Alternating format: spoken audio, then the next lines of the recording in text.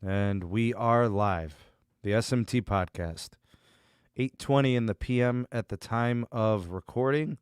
I am your hostess with Moose.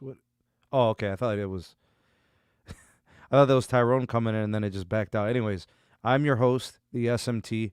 I got Moose with me right now. We are possibly expecting a couple more guests. We'll see. But excited to bring this show to you guys tonight.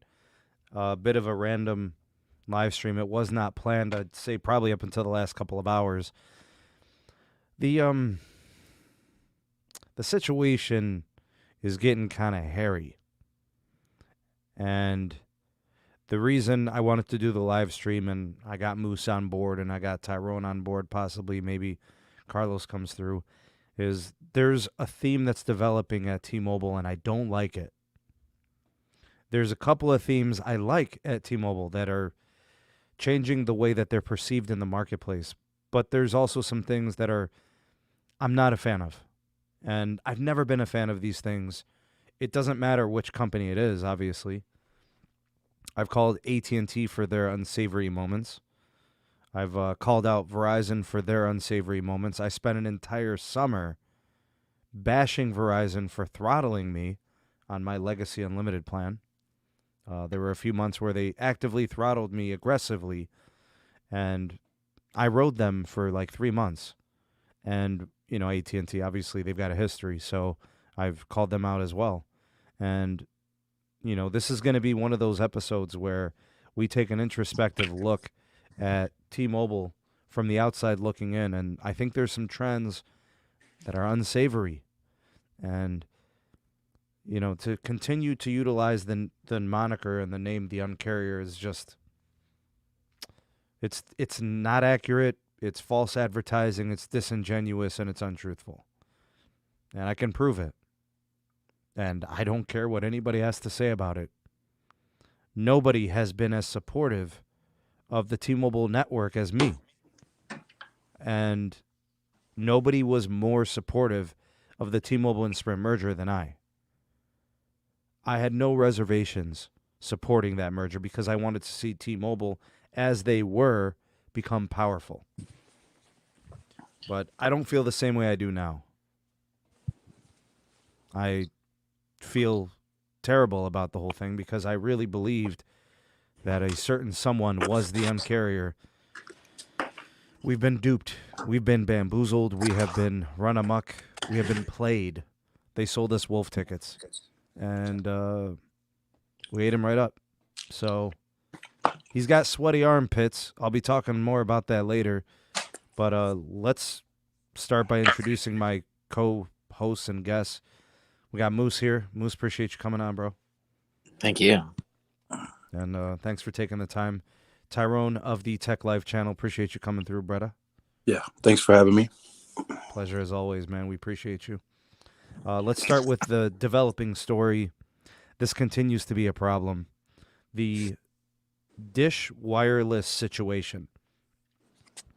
Dish just filed a formal complaint against T-Mobile on a few different items. And I will admit that it looks damning because this is not the first time. These situations have come up at least 3 times. This goes back to April, May, June, and July of last year. Through the entire pandemic, we've literally seen trouble between T-Mobile and Dish. They're not on the same page. Listen, before everybody gets their panties in a bunch and the thongs come out, T-Mobile's culpable for their half of this relationship. And Dish is culpable for their half of the relationship. To me, they both look difficult. And they're both not operating in good faith of a business relationship. That's obvious.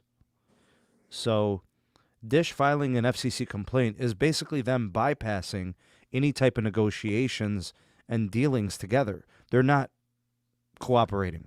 Yep. They're going straight to the FCC. And the FCC doesn't want to deal with this. The FCC actually didn't ask for Dish in this merger. T-Mobile did. I don't think a lot of people understand that. You know, you could say whatever you want about me, but fact is fact. It's not my opinion. John Legere, the T-Mobile company, sought Dish out. And they did it for one reason. You know why that is, Tyrone? Because they saw them as weak. Yep. They knew they could trample them. Anybody who tells you otherwise, they're a liar. They're trying to twist the narrative. That's the truth. So the FCC complaint is against the quote-unquote uncarrier. That's what Dish called them. Uncarrier, right? And it was on 2 fronts or 3 fronts. The CBRS problem. So basically what this is that CBRS is a low-power transmission band connection. Band 48, 3.5 gigahertz, and its current iteration is low power. All right, I think, Moose, we looked at it. I think it was what was the number? Was it 10 watts power? 10 watts, yeah. 10 watts power. So you think about the way that transmit, it's not ideal. From small cells for short duration, I've seen it 0.2 to 0.3 miles. Helpful, but it's definitely not great. C-band, on the other hand, is going to operate at a much higher transmission power. That's why, everybody was all excited about it and wanted to spend a lot of money on it. If CBRS went high power, it would be a game changer. Verizon has 30 to 40 megahertz of it in like half of the country. There's public access, general access license, unlicensed, that any carrier could use and deploy. That would be a game changer for anyone, first come, first serve. And T-Mobile has some licenses too, as does Dish. T-Mobile doesn't really need CBRS. Dish does, as a high-capacity mid-band spectrum. They've got 10 and 20 megahertz in most markets across the country, nationwide. There's more of this actually auctioning off in October. So if it went high power, it becomes an ultra-capacity layer for some companies if they can go above 100 megahertz.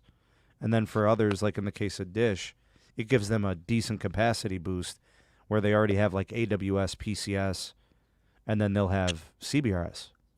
So they have like 3 or 4 20 megahertz channels, right? They've got 600, they've got 700, they've got some 1.7, some 2.1, and then they'll have some 3.5. It's all part of their, their move to the NR side, to 5G. Before the merger, T-Mobile was pro CBRS going high power. Post-merger, they are anti-high power for CBRS. Literally just through the merger, because now they don't need CBRS high power, they're going to try to say, no. We don't need the FCC. Don't do that. Don't listen to Verizon jockeying for this. Don't listen to Dish. Just leave it alone. That's fine, low power, because they want to inhibit their competitors. So that's the first thing. The second thing is the 3G situation with the legacy CDMA on a Sprint network that most of the Boost customers, well, Dish says most of their customers are still on it. T-Mobile says it's 7% are on 3G. Me and Tyrone, I think, are on the same page. It's somewhere in the middle. Yep. All right. I estimated about 20 to 30% might still be using a lot of CDMA. There's probably, a nice size amount that's CDMA only. And then there's some customers who can only connect to CDMA because their sites are probably 3G and were never upgraded. So the situation's getting pretty hairy. Dish is going to jockey for position here, saying things like, you're inhibiting competition, you're preventing us from planes. And really, look, Charlie Ergen is sneaky on the sly, all right? But he's going to win on these things. That's what T-Mobile has to understand. There's no version of this where T-Mobile looks good. They're working backwards. They're allowing Dish to pull off these moves because they're not holding up that 3-year window. See, no matter what happens in these 3 years, T-Mobile's going to look bad if they do anything. You know what I'm saying? The T-Mobile literally has to lay low for 3 years. They can't. They're going to make themselves look bad. This is why I feel like maybe Mike Sievert isn't the guy for this job. As much as I encourage the T-Mobile network build, as much as I appreciate their willingness to compete, he doesn't understand that piece. You must lay low for these 3 years. Yeah. You know? Hey, Cesar, I want to chime in real quick. this complaint is official, be looking forward in the next couple of days from a T-Mobile announcement extending the 3G shutdown. And here we go with Keon. Keon, thanks for the super chat. He said, "Time to disagree, but with all due respect." But Keon, thank you. I do appreciate the respect, and it's very nice of you to donate, and thank you for that. And we disagree on a lot of things, man. And I'm glad that we could keep it cordial and respectful. So for that, I am thankful. Thank you.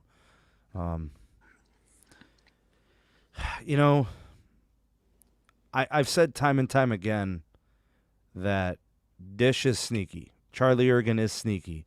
He's going to try to pull every move that he can. It's imperative that T-Mobile doesn't feed into that. And I think they are. Yep, I agree. I mean, history will tell you everything, Sneed. Let's backtrack early on in the merger. What happened? T-Mobile started advertising that they got all this extra extended range, LTE Band 71 from Dish. What did Charlie do? He started crying to the FCC, and then T-Mobile had to stop advertising. They started advertising that they have more of that extended range LTE and all this other stuff. Charlie was pissed off. They had to stop. And this will also go in Dish's favor. It will. There's no story that comes out where T-Mobile wins in this. It's not going to happen. I really feel strongly about that. I hate it. I don't want Charlie to look good in this because he's not a good dude. Yep. He's just not. But Mike Sievert's no different. One guy wears, leggings and goes up in a pink tutu every investor meeting. The other guy, you'll never see him. He's betting all the chips over in Vegas. I don't like either of them. There was a gentleman, I think, by the name of Tim McDonald on Twitter, and he's a T-Mobile investor. And he believes very strongly in the T-Mobile executive team. I think there's one problem with the T-Mobile executive team, and it's the head executive.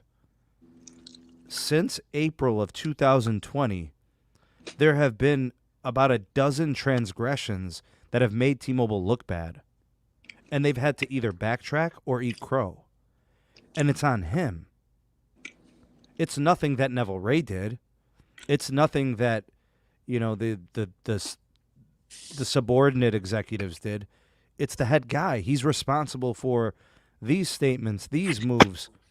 You guys remember when he said everybody's got a seat at the table to the Sprint employees? The next day, 7,000 laid off.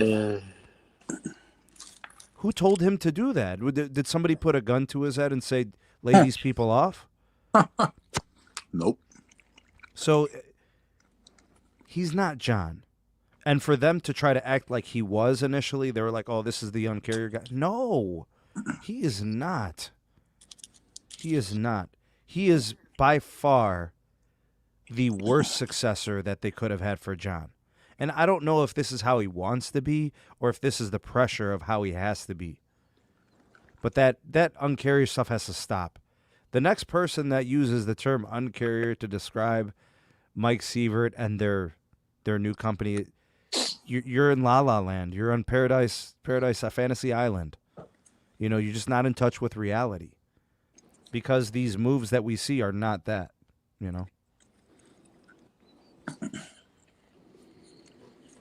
Yeah, I'm just briefly reading some of the comments. If my guy is correct, and 55% of Boost's base is CDMA, that's like 4.8 million customers. There's no way T-Mobile can shut off that network by January 1, 2022. That's not happening. That's way too many people. Unless cough up the phones. Exactly. So one of the things that I wanted to say is there's a very interesting term, ladies and gentlemen. You learn it in basics of business, cost-benefit analysis. The cost to switch 4.8 million phones is X. But the benefit is you get 3G off the airwaves and move that spectrum over to 5G, it might just be worth it. Even if it's going to cost hundreds of millions, bro. Just give them the cheap OnePlus Nord, the cheap stuff, Yeah, but even that, I mean, I read the 6-page complaint that they sent out, and Dish is saying they have ran an analysis on that, and the manufacturers and OEMs are saying they have a shortage of chipsets and devices to fulfill that order. Telling you, man, they just got to work out a deal with Verizon. They're getting all those trade-ins, bro. Those broken phones.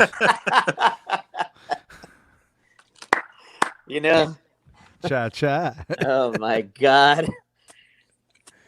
Come on, man. You don't think people are strolling in there with like 7 broken phones, man? Oh, of course. There's a dude going in there with 3 iPhone 3Gs or whatever they were, the 3rd gen, 2nd gen. Oh my God. I have a guy that I work with that still uses an old flip phone that's CDMA only on Boost. Jeez, it's on Boost. So he's definitely not the only one. No. But here's the thing. Do you really think that Boost Mobile has 9 million customers still? They do. No. Their market share... It's like 8 point something, Moose. No, I know, but like their market share has gone down because of the radical changes to their plans. Yeah, but apparently that's stabilized now because the plummeting of the customer market share started dropping in September. Yeah. When they started changing the plans to 2G after 35 gigs on the unlimited. That's right. But I think it's stabilized. I think whoever was going to leave left already. To me, what I don't understand is that, we got Metro PCS, TracFone, and Cricket begging you to port your number and you get a free phone. How come people don't do that? They were offering the iPhone half $50. price. $50. So it was on promo for 100, and they were like, "We'll give you if you were a select CDMA customer, they offered you another 50% off." Yeah, so $50, and people still didn't want it. I don't know what to say, man. They don't want to spend $1. See, this is the problem with. They don't want to go to the store. They don't want to spend $1. They don't want none of that. You got to force people off of the service. Yeah, Sebby, I don't know about that shortage thing. I'm not really buying it either. I mean, these phones are in the stores, so whatever. There's so many manufacturers: LG, OnePlus, yeah, Samsung, iPhone SE. Tyro's like, no LG, no. No LG. See, the thing that's interesting is this, right? They officially filed this in court, right? Yeah. You know what's going to happen? FCC is going to come down and say, Dish is going to win this. I'm telling you. Dish is going to win, yeah. They're going to win, especially under a Biden administration. Under Trump, it probably would have got thrown out. Mm-hmm. Because they were the ones insinuating the merger. So no, because they're pushing 5G. They're pushing. That's 5G. True too. Yeah, that Trump was 100% all in 5G, whatever it takes. Mm-hmm. In the Biden infrastructure plan, there is 100-some billion for infrastructure for telecommunications. The homie Tana so lit. Appreciate you, bro. Thank you for that super chat, man. My brother Tana so lit, man. Dude, I haven't seen you in a minute. It's good to see you. I got to make it on one of your live streams real soon. I've been super busy, but I'm on spring break.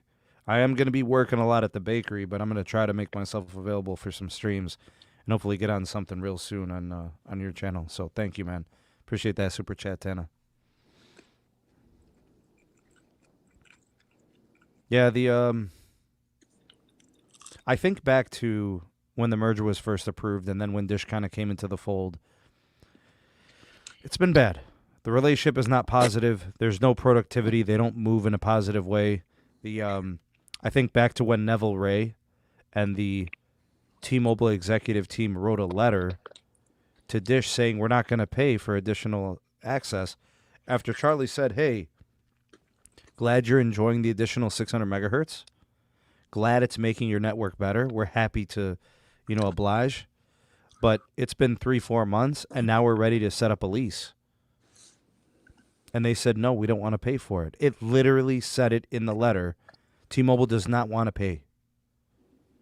What did you expect Charlie Ergen to do? He's trying to get a carrier off the ground. Yep. Give stuff away for free?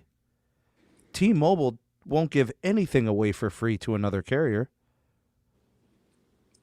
In what world would that happen? I mean, it's not T-Mobile's responsibility to give away phones. However, if they are going to get rid of that network, they have to provide an alternative. Well, the alternative. What do they have to do, Tyrone? What do they have to do? Keep 5 megahertz on a channel open on low band and mid band? No, Yeah, low band. I think so. I think they just keep the Sprint network running as is. Oh man.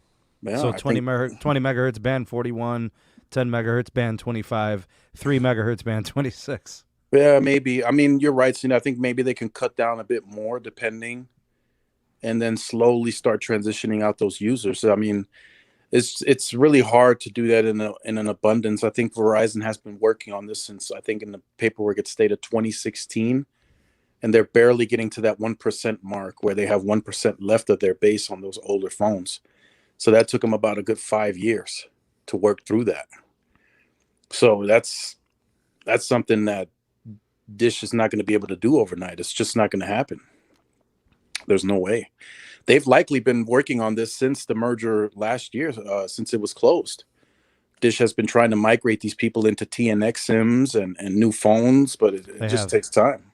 They have actively done that. They've got the phone deals that have been going on for like the last month or so. I've made videos on this. For anybody that watches all my videos, I've documented every step that Dish and Boost Mobile have made to try to accommodate the switching, the SIM cards, the phones. I've documented it. In fact, I've been on the cutting edge of those moves. Like, I've offered those updates to the people as fast as I can. The moment the information is available, we put it out there to let people know. Yep.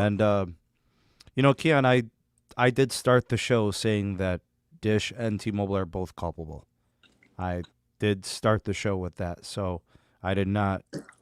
This wasn't just to pick on T-Mobile, just to let you know. So we're giving you a fair shake, I guess. If you're going to be defending T-Mobile, we gave you a fair shake. All right.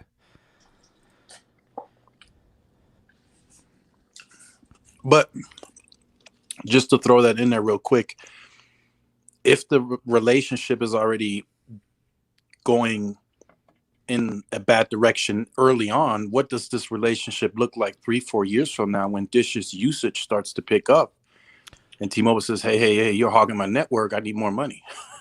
It's going to be bad, Tyrone. It's going to be bad. This was a match made in hell from the beginning. I don't know if there's ever a good relationship between anybody and Dish, honestly.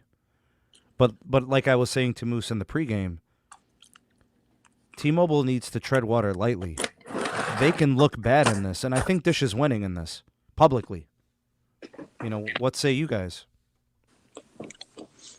Yeah. I think they're working this in their favor. I think they reached out to T-Mobile behind closed doors, and Eugene told them to, you know what? He told them that, and then Charlie was like, all right, okay, I'm going right to the FCC. And that's exactly what he did. And now it's public. It's PR. So all these other news blogs are going to pick negative up PR. It's negative PR. Yeah.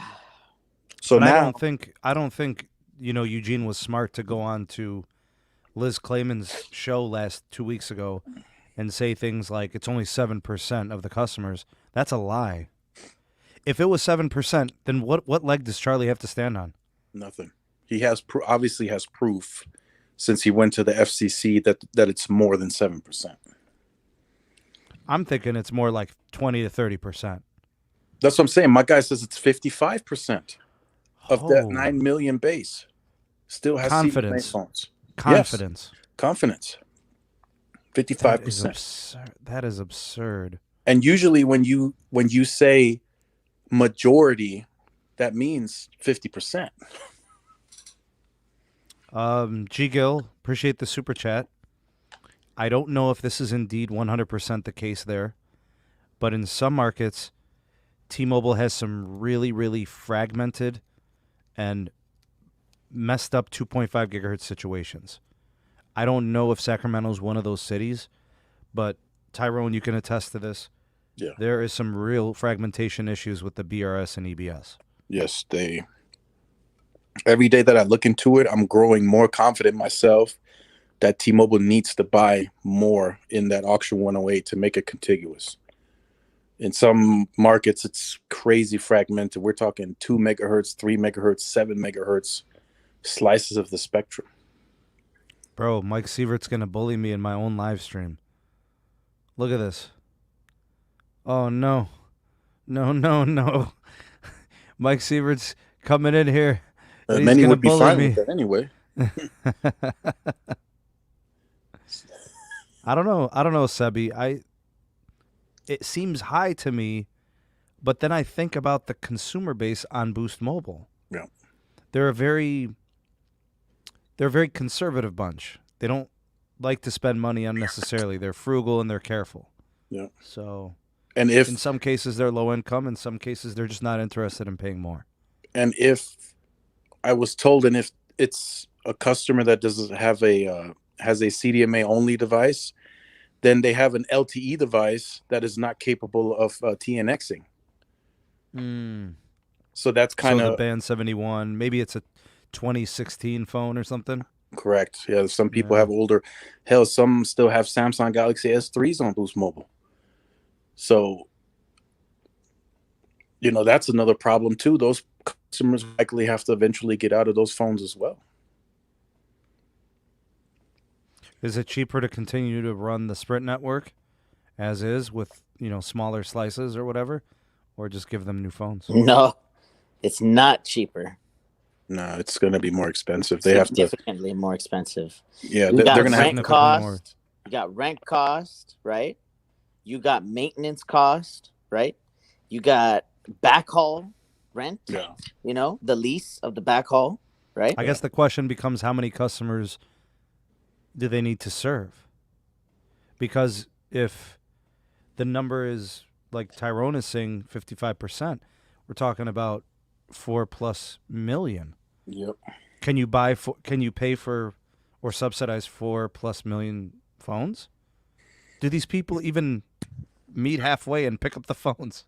That's what I'm have saying. Them sent in, That's a problem too. Do those people even care to look into this? They just want their phone to work.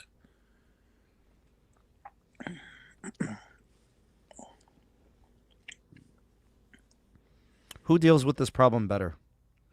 Verizon with TracFone or T-Mobile with Boost?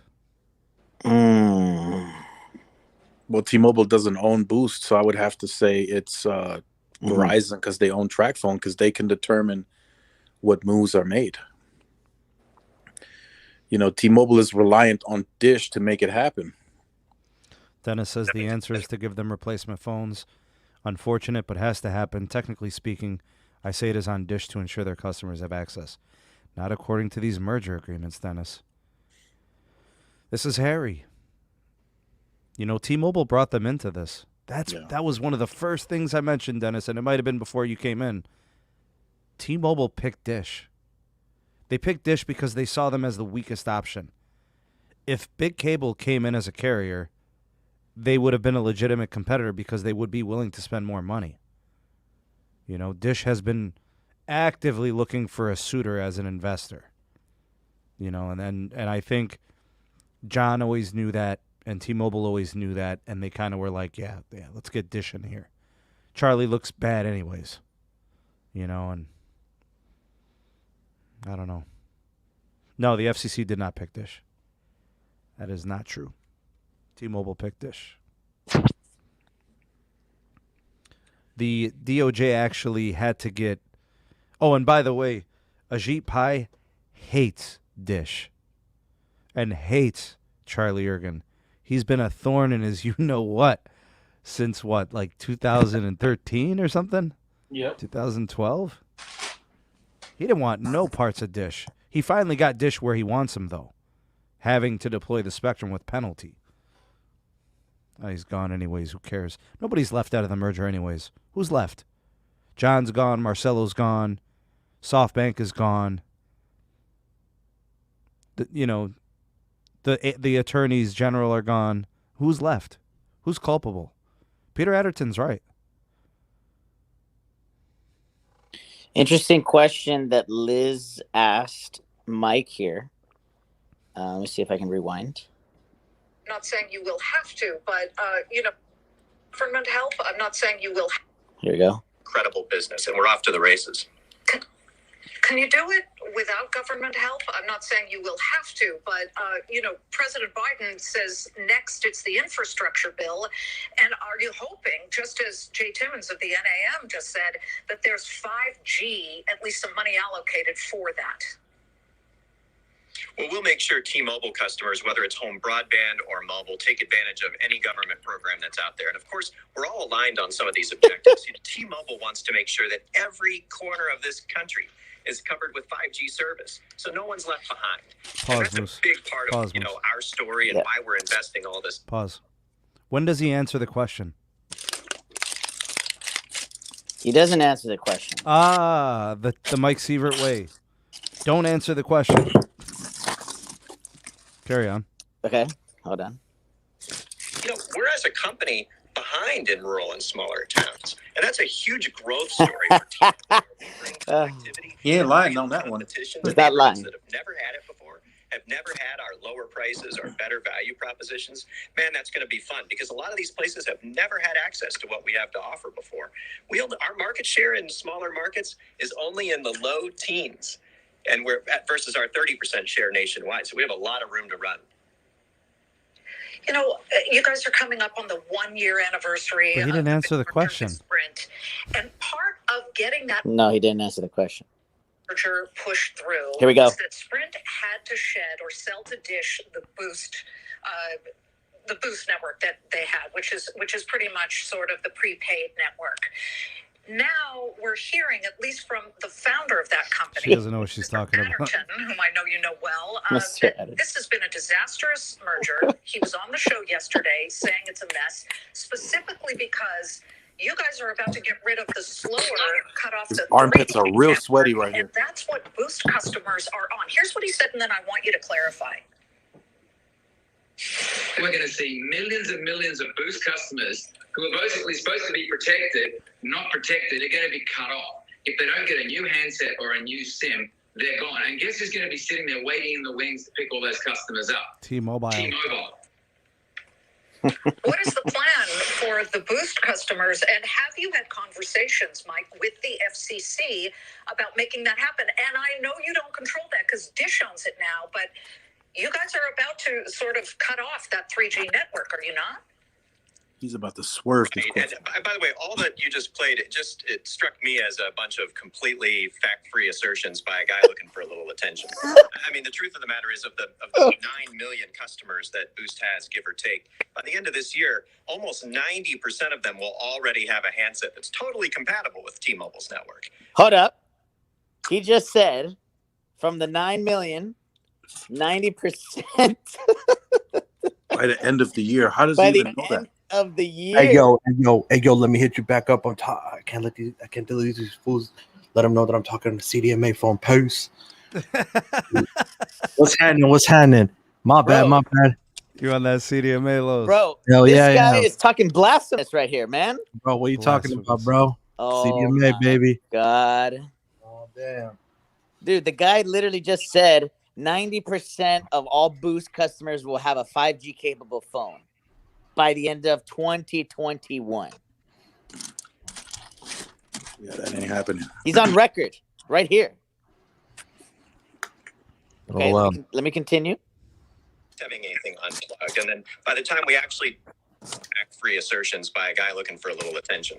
I mean, the truth of the matter is of the 9 million customers that Boost has, give or take, by the end of this year, almost He's so 90% bad, of them will already have a handset that's totally compatible with T-Mobile. He's the worst. Nobody's having anything unplugged. And then by the time we actually deal with the network transition next year, it'll be some single-digit percentage. And what's industry's practice at that time is that the operator, in this case Dish, just takes care of that with incentives and promotions. That's certainly what we'll be doing on the Sprint side. And it's, the industry's seen this over and over again. And what's in the public interest is getting this country onto 5G, as we just heard the previous guest. Blah, blah, blah, blah, blah. As possible. This guy straight up said 3 controversial statements. 90% of all customers will be on a compatible device for the network, number 1. Number 2, it'll only be single digits that are going to be affected by this by the end of the year. And then we're just going to, Dish is supposed to give incentives. And 3, everything about 5G again. No, man. Go ahead. I'm already pissed. What happened to the race with China? Remember that during the merger? What happened to the race with China? Oh, Am I wrong? Am I wrong? Won. Ching Ching Chong, they won. Am I wrong, though? It's horrible. That was a big thing during the merger. We're going to compete with China. We're going to beat up on China, right? That was our thing. We're going to win. Yeah. Tyrone, what do you think about this? 90% of all customers of Boost are going to be on a compatible T-Mobile device. How does that line up with your numbers, Tyrone? It doesn't line up at all. And how would he even have access to that info? He's no longer operating the company. Damn. No, that's what I mean, there's so many follow-up questions that could come at him that would probably hurt his pride. Yep. And he already dips and dodges, so many questions, and he really wants softballs. He wants to control the narrative. When you watch him and you hear him at the investor meetings, it's almost like he's got people waiting to toss him the softball so he can hit it out the park. But as soon as it deviates from his plan, he doesn't have anything. He really can't speak to anything technical. He really doesn't want to speak to anything revealing about some of the tomfoolery. It's a marketing company, guys. But the thing is he can't dodge regulators. The truth comes to light eventually. He's not good for the company. Did you also hear in the beginning of this interview that T-Mobile is going to be doing a stock buyback of $60 billion? Mm-hmm.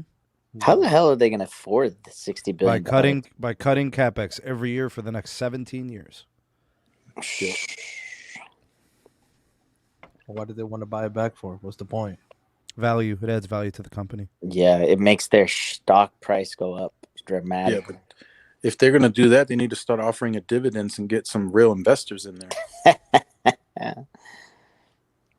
Well, the only investors that really own stock is employees and customers. Yeah, some old shareholders from back in voice stream days. There's still about 59 seconds left in the interview. Should we continue playing? Okay. That means unifying our networks and moving to the latest technology. So everybody's a winner and nobody's a loser. But have you had conversations with the FCC, or are they turning to Dish for that type of discussion? Yes, and they want us to move as quickly as possible, and in fact required that we move incredibly quickly with an unprecedented set of commitments that they demanded we move to a network that requires that all of our assets be on the destination T-Mobile network very quickly. Why? Because they understood that people are getting left behind. Rural Americans who aren't being reached by 5G. This is the highest capacity 5G network ever contemplated to reach rural America. That's in the public interest. They not only asked us to do it, they required us to do it. Great to have you, Mike. So the headline on the little banner, it says T-Mobile, 90% of US will have ultra 5G by the end of 2023. 90% of the population, 90% of the geographical footprint. We'll call it the population. It's not going to be the footprint. I mean, we don't have 90% of cellular service, period, in terms of geographical range. Mm-hmm. I mean, there's Carlos, how are things out west, bro? Tough. Bro, I don't even want to talk about it. Rebel Wolf says John never should have stepped down, in my opinion. He was forced to kind of step down. I think they gave him the ultimatum. I don't think he wanted to go. I think he was content trying to take the company to the next level. I don't think he was actually given the chance. Personally, he had a cup of coffee at the first meeting, and I think he was shown the door indirectly. Yeah, I agree. I mean, there's a reason the government wants to front the bill on an infrastructure for wireless. There's a reason that's happening. It is. That's in the works under the Biden administration. Huge infrastructure push. I'm probably going to do a Patreon story on that. I think the infrastructure piece is good and important. We'll see how it executes. You can't really call it until the administration is done. I'm a firm believer in that. I don't just put stock into presidential administrations. I have to see it. I mean, look what the FCC did. They had a couple of auctions, and now they think they accomplished something. What were you doing for the last decade? I mean, it took them till 2015 to auction off all the AWS. So we barely made it to 5G, honestly. 100 billion for broadband. This would build out infrastructure for 100% coverage and would specifically allocate funds for tribal lands. It would also seek to reduce broadband pricing. That's what's in the bill. How much cheaper do they want this, bro? Companies got to make money. No, it's not about cheaper. It's about availability. Availability, but also they are talking about a subsidy, dog. They're talking about subsidies. What they want to do is they want to stabilize billing. Look, the real issue is, it's true, there are companies that are wrong in what they do. We got Cox. Like Cox, right? So they're unreliable, they are undependable, and then their billing systems fail, right? Or they purposely screw people after a year. Like, that stuff has to stop. Carlos, you got to agree with me there. Well, then the government's going to come in and take everything over? What do you mean, Carlos? The Better Business Bureau and the FCC can have more power and say on that. Well, yeah. Okay. That's fine, Carlos, I'm a consumer advocate. You know that, man. Why are they going to give everything subsidized, like where the taxpayer has to fund the bill at the end? They actually said they don't want to do subsidies long term. And it's true. The subsidies long term don't work. The infrastructure investment, I think, is good. I think that has hope. It must be executed properly, or else that'll be for nothing too. Appreciate you, Keith. Thanks for the super chat, bud. Other countries, when they talk about 5G spectrum, they have allocated the same amount of megahertz per carrier. For example, South Korea, each carrier got 130 megahertz of 3.5. Okay. They also got 1,000 megahertz of millimeter wave each. Why? Because even though the market share is 40, 30, 30 in that order, right? SK Telecom, KT, and LGU Plus, they still are going to have price wars, but the price is regulated by their equivalent of the FCC. The only thing that's not regulated is the device promotions. So LGU Plus, because its parent company is LG Corp, is giving away LG 5G devices, and everybody's going to LGU Plus. That's interesting, right? The devices are the reason why people churn. Verizon just came out yesterday, press release, $1,000. Broken phone, no broken phone, you get $1,000 off. $700 for an iPhone plus a $300 gift card, $800 for an Android, $200 gift card. The phones shouldn't be on the shelves. They should be like selling like hotcakes. They say it in Spanish, pan caliente, okay? Pan caliente, okay? Unfortunately, we have areas like Amarillo, Texas, okay? Amarillo for the non-Hispanic, okay? I took a drive I was extremely impressed. Not once did I drop to HSPA. This is on AT&T.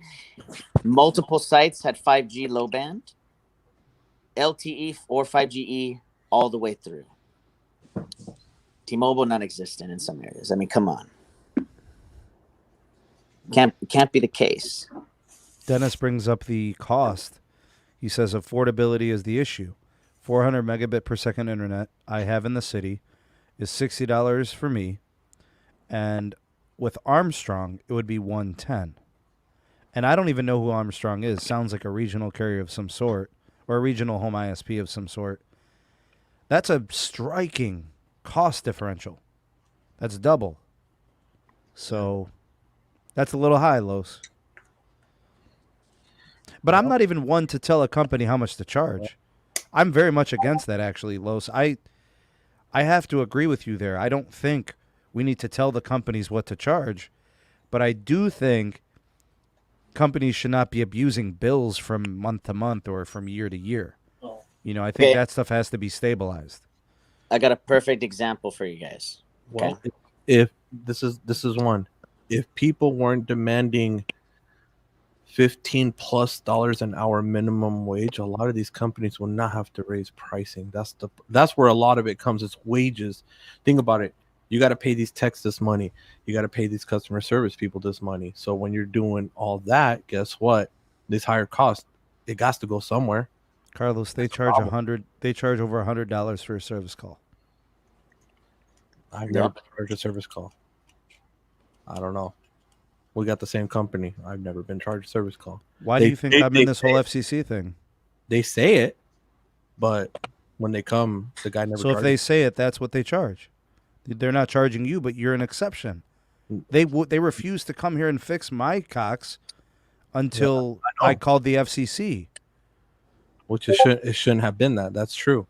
But you're the exception, and I'm the one dealing with the problem. And I'm sure other people are too, Los. I'm not the only one. No way. So they told me the same thing. They were like, "We're gonna charge you $75.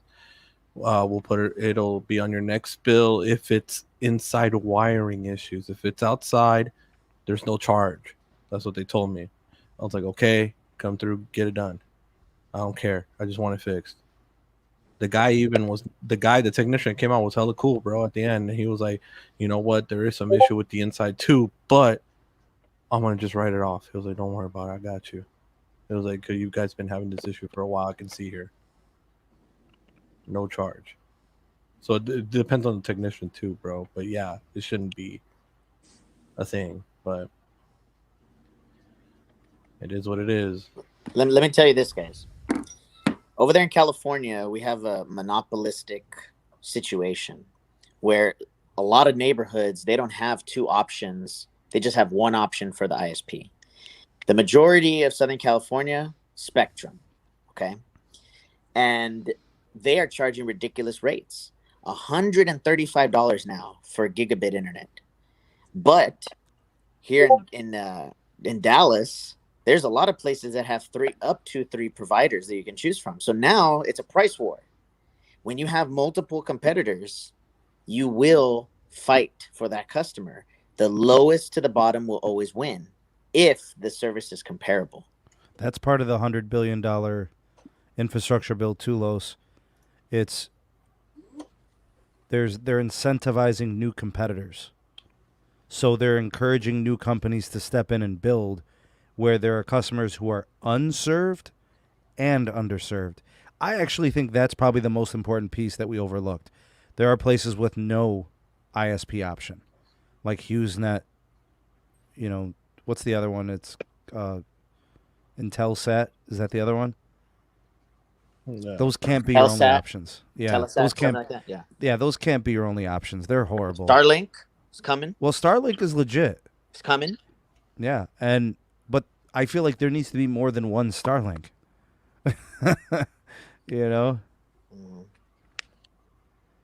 like think about it, Carlos. If Cox wasn't the only one available at your house, this is a different story we're speaking here, right? Oh, honestly, bro, I know how to open my options. Carlos, that's difficult Yeah. and complicated. And it involves a lot of trial and error. Think about what you and me have been going through for the last year, how we're trying to make it work. Trying. And ultimately, it's touch and go. We're constantly pivoting, right? I mean, it is what it is, bro. What can I do? You know? Have 3 competent competitors. Well, That's there is a competent competitor coming in, bro. I'm not worried about it. Now. I'll have it probably by the end of the month, and it's Verizon No. Fios. Yeah.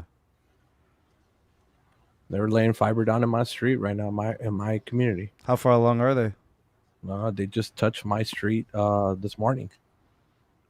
So, but Lavendi, that's what I think the investment into that bill addresses, incentivizing companies to do the work. You know what I'm saying? It's not the incentive is not I don't like the subsidies to make the bill cheaper necessarily. In fact, I don't like companies being told how much to charge at all. You know, capitalism is good. It drives innovation, but you need competition. You know, there's too many situations where it's only one option. That's not an option. Even 2 options is not really an option. Because if you hate one, that leaves one left. 3, 4, 5. Now we're talking. A lot of it, it's the cities, bro. It's the municipalities. That's being honest. Yep. A lot of it's their faults. Yep. Because I can go in there. Let's say I start a coaxial, internet business, whatever. I can go into a new community right now and be like, hey, you know what? You sell this service. We'll be the only one here. And you guys get 30% every month. You get 30% cost of what I charge. But I want to be the only provider available in this community. And the municipalities approve it. They go to the city, file the permits, and Los, it gets done. It's actually state. Some of these carriers have state protections Yeah. to prevent competitors from coming in. It's crazy. There's state legislation, and then you talk about the local and the regional. The same cities that are aggravated by the lack of cell coverage and congestion issues, they're the same people fighting the nodes from being put up to add the capacity. Like Carlos, your home utility internet is about to change in a few weeks.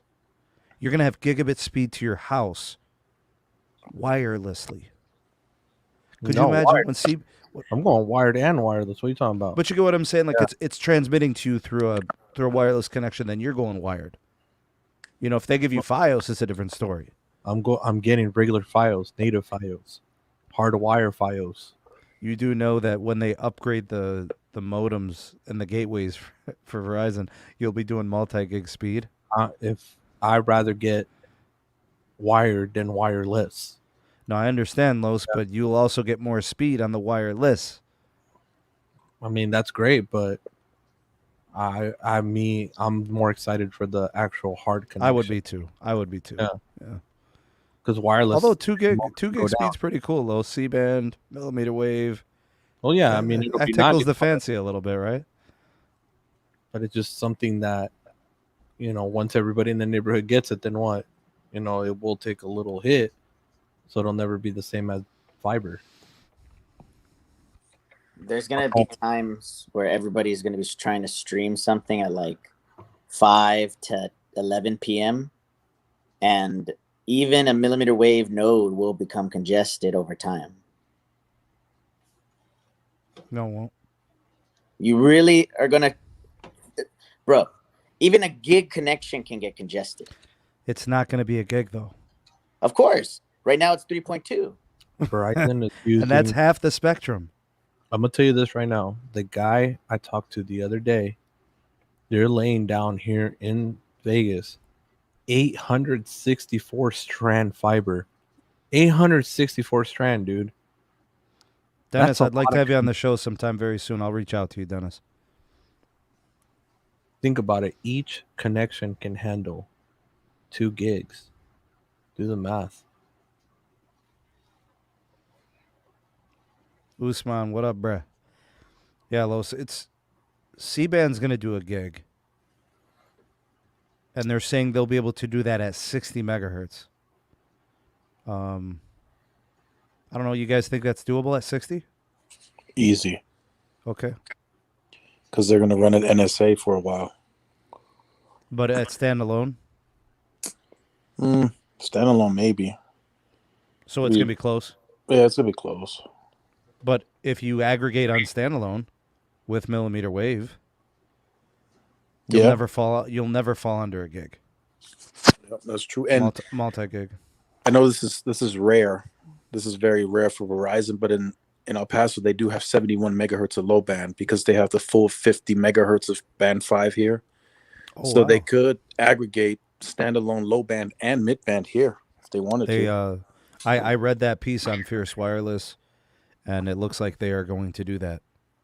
They will be N5ing and C-banding, if that's a thing. Pretty good. Yeah. And I guess that's supposed to help range as well, Tyrone? Yes. Yeah, it'll help the range. It'll be similar to how T-Mobile does it. That's what I'm saying. T-Mobile's advantage is finished here. It's a wrap now. They had their year, and it's done. It's done, bro. You know what? Tired of it, bro. Going back to the old school. Going back to the old schools, bro. What's up? Yo, Carlos, can you call me after the show on that thing? What's up, bro? Yeah, I got 2 of them, too. Hey, are those LTE? This one is. That one's so it does VoLTE? This one does VoLTE, yes. Okay. We're going to talk after the show off of that one. I want to hear that. And guess what, bro? It got the YouTube app and the WhatsApp. What's going on, bro? On this What? Yeah. What? And it has the map. What's happening, bro? Los, close that thing. Let me see it. Close it. What's happening, bro? Open it. Close it. Yeah, bro. What's happening? No, you got to do the whip of the wrist, bro. By the way,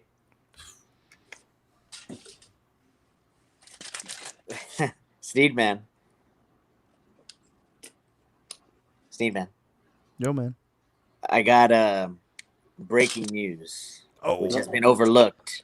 Crucial. Uh-oh. Finally, we got 5G on FirstNet. Official 5G. as of today. 5G plus. 5G plus on FirstNet as of millimeter wheezy. Oh, where's my update on my SIM? Do I need to go to the AT&T store right now? I want you guys to just be happy that it's finally there. They skipped the low band 5G for the first responders. They went straight with millimeter wave. Mm-hmm. So what does that mean? Do I need to go get my SIM card updated? No. It's ready. It's on the network side. It's on core, right? Yeah, you just need to update your carrier profile, I think. Yeah, you already have it on the thing, Carlos. No, it went away.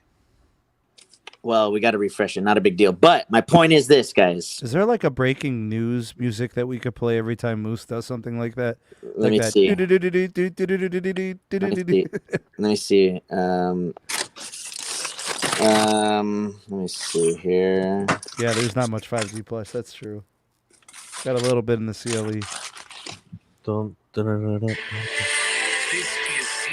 breaking news. No, not CNN. Breaking news. Like the generic breaking news. What is that, Los? What is that? Hold on. We got to do the OnePlus Wheezy. I got you, bro. I got you right now. Right here. Let's see. Anyways, point is, FirstNet, 5G plus. Breaking news. A Moose update. You know, I actually like the Sky News alert. Type in action news. Sky News. Bro. Go ahead, Los. Go ahead. Amazing. What? You heard it from me. Amazing. What? Oh my God. Amazing. But it doesn't have band 14. I don't give a damn. The phone's good. Phone is really good. I'll root it and enable the band. I don't care. You can. All I gotta do is root it and enable the band. You can go in there and disable and enable band separately. Once you, I don't think 14 is on that. I don't think 14 you could do it. It's on the Snapdragon X60 no matter what. All you gotta do is root the damn thing and enable it. Trust me. Whoa, Tiger. Whoa. So this phone And you're hearing this from me. I highly recommend it. It's a good phone. Good phone. Which carrier have you tried it on? I'm on Verizon with it, bro. It works great. Millimeter wave? Yeah, but we have a CBRS issue right now with it. It's not connecting to CBRS, but it's not a deal breaker yet. I like the damn phone, man. I've actually have it on one of my main lines. What? Mm-hmm. Blasphemy. I've been using it every day, bro. I love this phone. So it's not a Trick Ronald's phone? Good. And they gave me the free buds. Oh, the bullet buds. Chucky, appreciate the super chat, bruh. Spectrum offered me 1 gig, $59 when I called to cancel. Yeah. That's how you do it, son. Good deal. That's right, Big Chuck. That's how Wow. you do it. Smoking deal, actually. Hey, Troy, good to see you, man. Appreciate you. Thanks for coming through. All right, anything else for the good of the order, gents? Oh, what are we talking about? There's a bunch to talk about. Hold up. That's what I want to get to everything. Go ahead. Go Hold ahead. up. We were talking earlier about. Well, okay. So the Adrian. T-Vision is dead, right? What about YouTube TV? Right? Is YouTube TV a good substitute because they had to bring in Philo as well? I think the Philo was more about entry level. I think Tyrone's got a good pulse on this. What do you think, Tyrone? Yeah, the Philo was just entry level, but a lot of people are coupling the services because Philo has channels that YouTube TV doesn't, and vice versa. Mm-hmm. So for $65, you're technically getting two services. So they're charging 10 for the Philo and 55 for the YouTube TV. Yeah, so it's not. I guess the after effects are not too bad because you're giving them a lot more, I'd say. But it's T-Vision was still a failure. I don't care what they do. I don't care how they spin it. It was still a failure. Yep. Why didn't they leave the Layer 3 alone? It was good. They should have just Layer 3 TV. Those customers, Carlos, who were on Layer 3 TV, got dragged through the mud.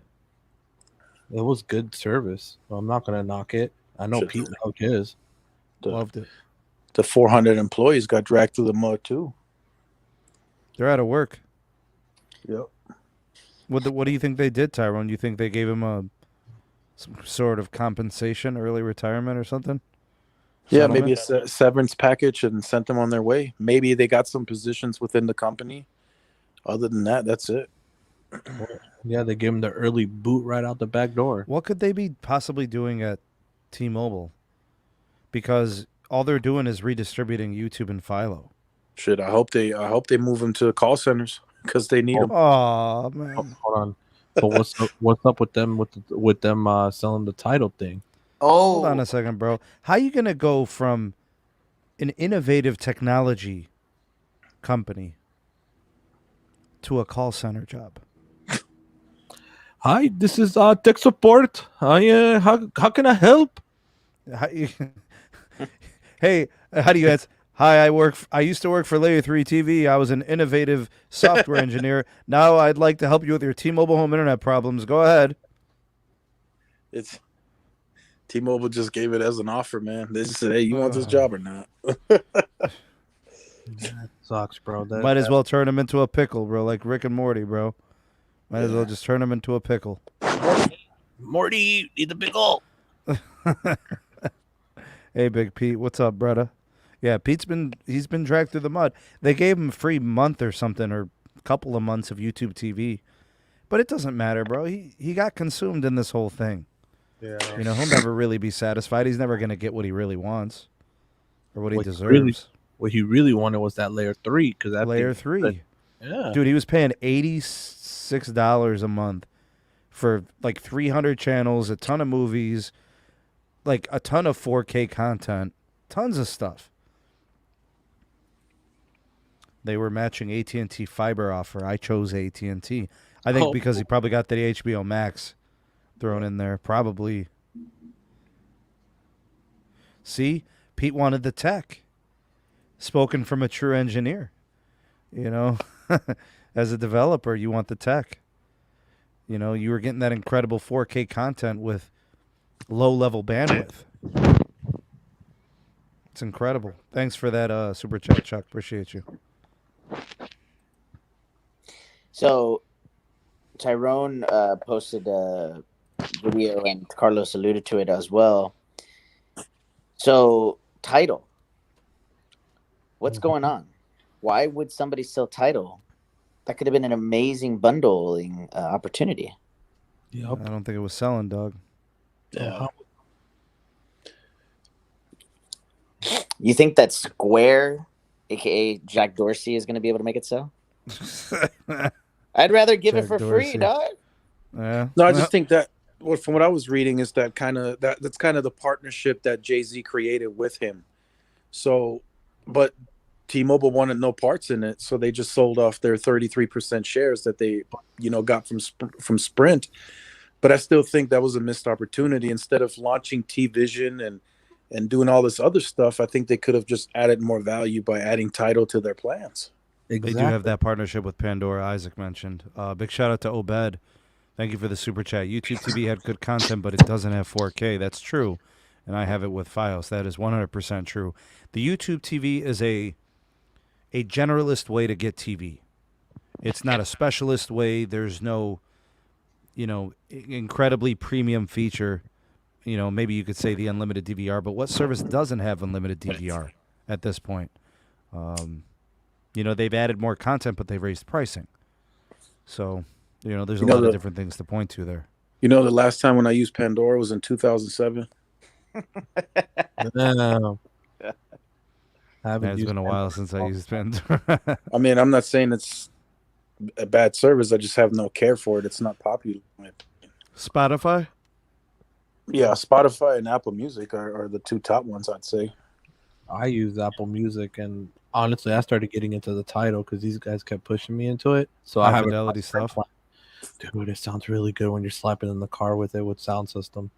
Sounds a lot clearer. I'm not gonna deny it. Yeah, they have the best technology when it comes to that. Mm-hmm. Bro, like I can hear the guitar strings, dude. Like you can hear them, every single one. Like it's crazy, bro. Los, what do you say here, bro? This is on you. You're the Verizon guy. Oh man, that Fios is a solid product, man. Yeah, bro. I trust the hardwire connection over wireless, man. But I mean, why don't you just try it, bro? They give you a 30-day window to try it. You both, right? Yeah, bro. They give you. I think the Verizon Home Internet is a 14-day. The home internet, I know the wireless is 30-day trial. So within 30 days, if you don't like Fios it, is probably the same too. He's not going to dislike the Fios. Oh yeah, I know the Fios he won't dislike, but in case he doesn't like the home 5G. Hey, if you got $100, I say try both. Switch months and see what happens. You might not even notice a difference between the two. Yeah. The uplink, maybe, right? Yeah, the uplink you'll notice because with fiber, you're gonna get the symmetrical right off the What are you getting, about 900 something? Yeah, let's say like 940 by 940. And I would say that the Verizon Home Internet 5G, you're probably looking at what, 50 to 150 on the uplink, depending on the home RSRP. internet. Right. Yeah, depends on your millimeter wave node. Mm-hmm. We've seen 200, which is crazy. Nuts, bro. I've hit 222 on the uplink. Yeah, so I would try it, but I always go with the hard connection. I think the Fios is the way to go. You can't lose. Yeah. Because even the Verizon 5G home internet, the maximum on the gateway is 1.2 gigs. Mm-hmm. What are you really missing out on? 0.2... 200 megabits. That's it. Yeah, like 0.2 megs or something. 200 megabits you're missing out on. The whoop-de-doo. But you're missing on all that upload. Big time. Man, I could use it. You feel me? Oh, yeah. What else, Moose? What else? Well, I wanted to finally have like a conversation on the Stetson podcast, a a reaction towards what Peter Adderton was saying. So to summarize what he was saying, Peter Adderton exposed the carriers in many different ways. It's obviously a race to the bottom, in his opinion, and it is a fact. You know, whoever is going to offer the cheapest cell phone service, that's the one that everybody else is going to go to, especially if it's decently reliable and, gets the job done. But the idea of Mobile X, it's a very interesting idea because you essentially connect to any type of source, Wi-Fi, airplane Wi-Fi, right? Mobile X you're speaking about? Yeah, Mobile X. The way he framed it was you have a internet profile on your iPhone that you're able to connect to. He hasn't done anything. Correct. He hasn't shown anything. We've speculated, yet. Right? It's all speculation until it's official. But the man is saying that he's going to charge for what you actually use, and it's not going to be like Google Fi where you get like $15 for unlimited calls and text, and then the data is what you actually pay for. He's saying that using AI and all these algorithms, they're going to determine what's your usage like and charge you accordingly. And then if you go to another country, you're going to be charged domestic rate instead of a roaming rate. That's interesting. Which is like Google Fi. Right. It's going to be very interesting. So the one thing that he has to be mindful of is how does he distinguish his service from all the others? Yep. Right. Is it going to be customer care? Is it going to be the software? Is it going to be the algorithm that accurately prices?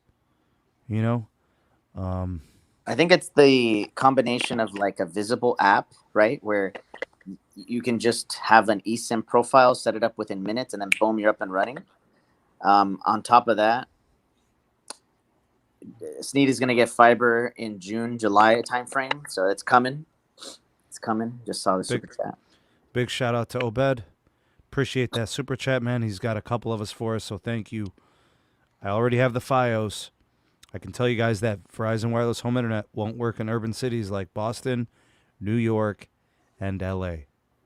Okay, those nodes are heavy, bro. They do a lot of bandwidth. They really do. No, but the problem is if you already have fiber running in your neighborhood, it depends on the city. All on the municipality, they can have both running at the same time and offer the product, but a lot of municipalities are not letting people jump on home 5G wireless internet if you already have fiber line through the same provider. Matt, I think that sounds more like a Fresno problem than a Verizon problem. Anytime I see California involved, I just assume red tape. I could be wrong. I could be off here. I don't know anybody in Fresno. I can't double check it. Could be the same thing here in Dallas. It's a power issue, or the getting the fiber to the node or getting electricity to the node. Yeah, the fiber like here, we just finally got the permit cleared to get the fiber node on the node in my neighborhood. So, it's all about the municipality getting fiber approved too to run it. That's another issue. They want stuff done fast. But you got these cities, pulling the red tape, and that's another problem. Mm-hmm.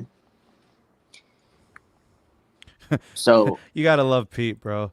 Pete always dropping the knowledge. That's true. Issue's always the city. Yeah, it's true. There's no lie. And then it goes back to, okay, if the city's the issue, get involved with your city hall. Start going to the city council meetings. Pitch the plight that you're in, your pain point. You will only be able to change this if you go and take care of this yourself. No one else is going to be able to fix it for you because clearly the carriers want to do it, but they just not getting any traction. So you remember when Verizon was doing the 5G boxes? That's right. Mm-hmm. Literally, people were complaining on the news, why is there a box on my tree lawn? Unbelievable. You want options for home internet, but you don't want boxes. Here's Okay. the other thing that something that we got to talk about, right? Is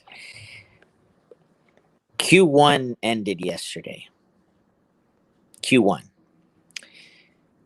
I'm gonna go around the horn for prediction time because starting April 22nd, right? 21st. I forgot who's first. I think it's AT&T, right? It's doing their That's first. the date we know. Yes. Yeah.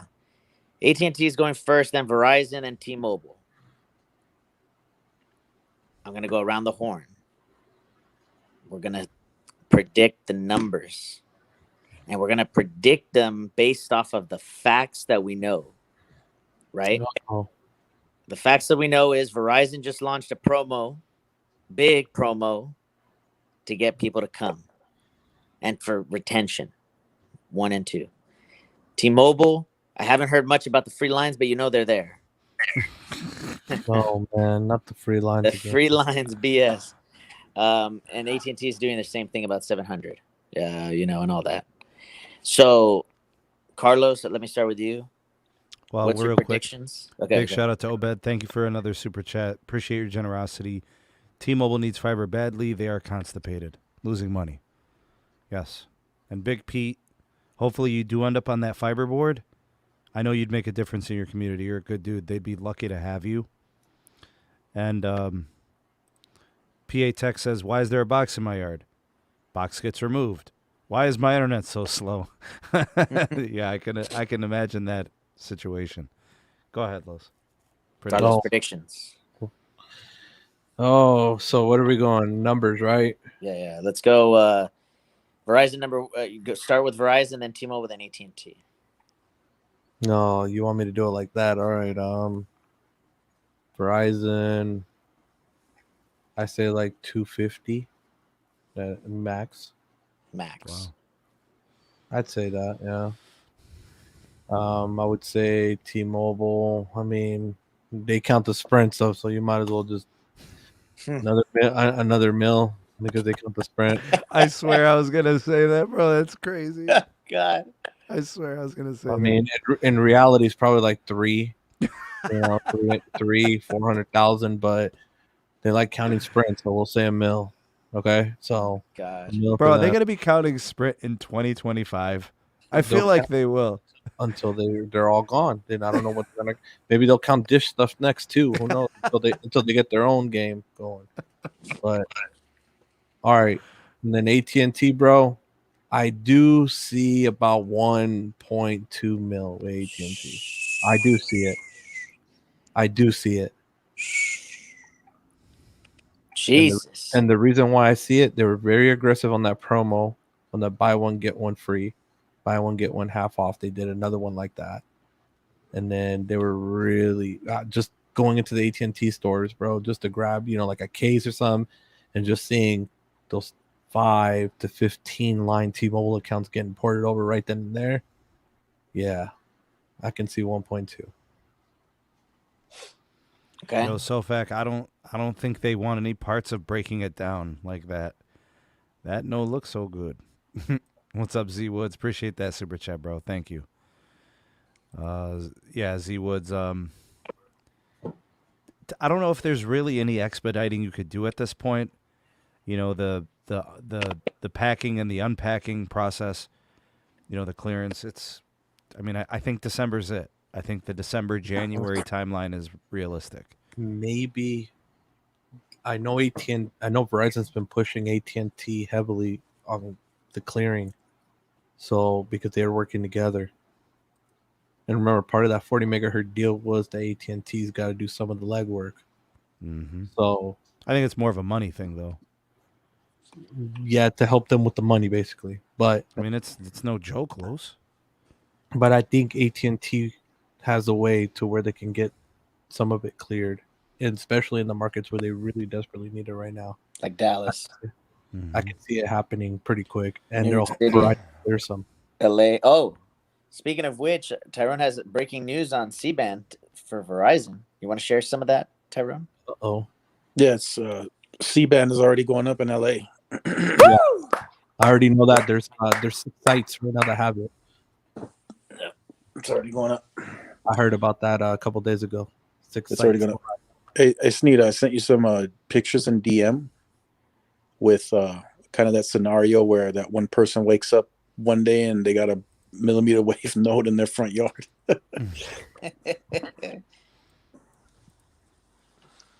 So, Tyrone, Verizon, T-Mobile, AT&T numbers. What do you think for this Q1 predictions? Well, I think T-Mobile once again is going to spin it to where they include home internet ads and all the free lines. So I think they post again over 1 million. I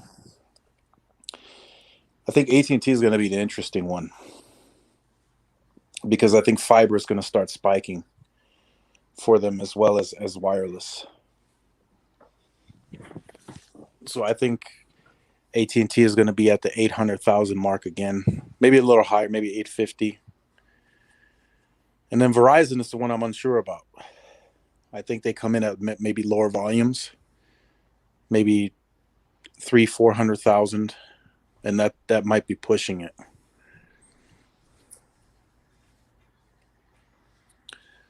So that's why I think they're all going to be at. I think T-Mobile still leads in volume. AT&T follows, and I think Verizon is going to play the margin game. I think that's what they're signaling to the market. They want the premium unlimited customers. They're not looking to play that race to the bottom. They want the customer to pay for that Get More Unlimited, and that's the story that they're sticking to.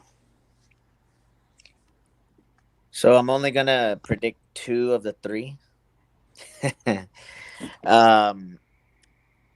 T-Mobile might have had their worst Q1 of all time.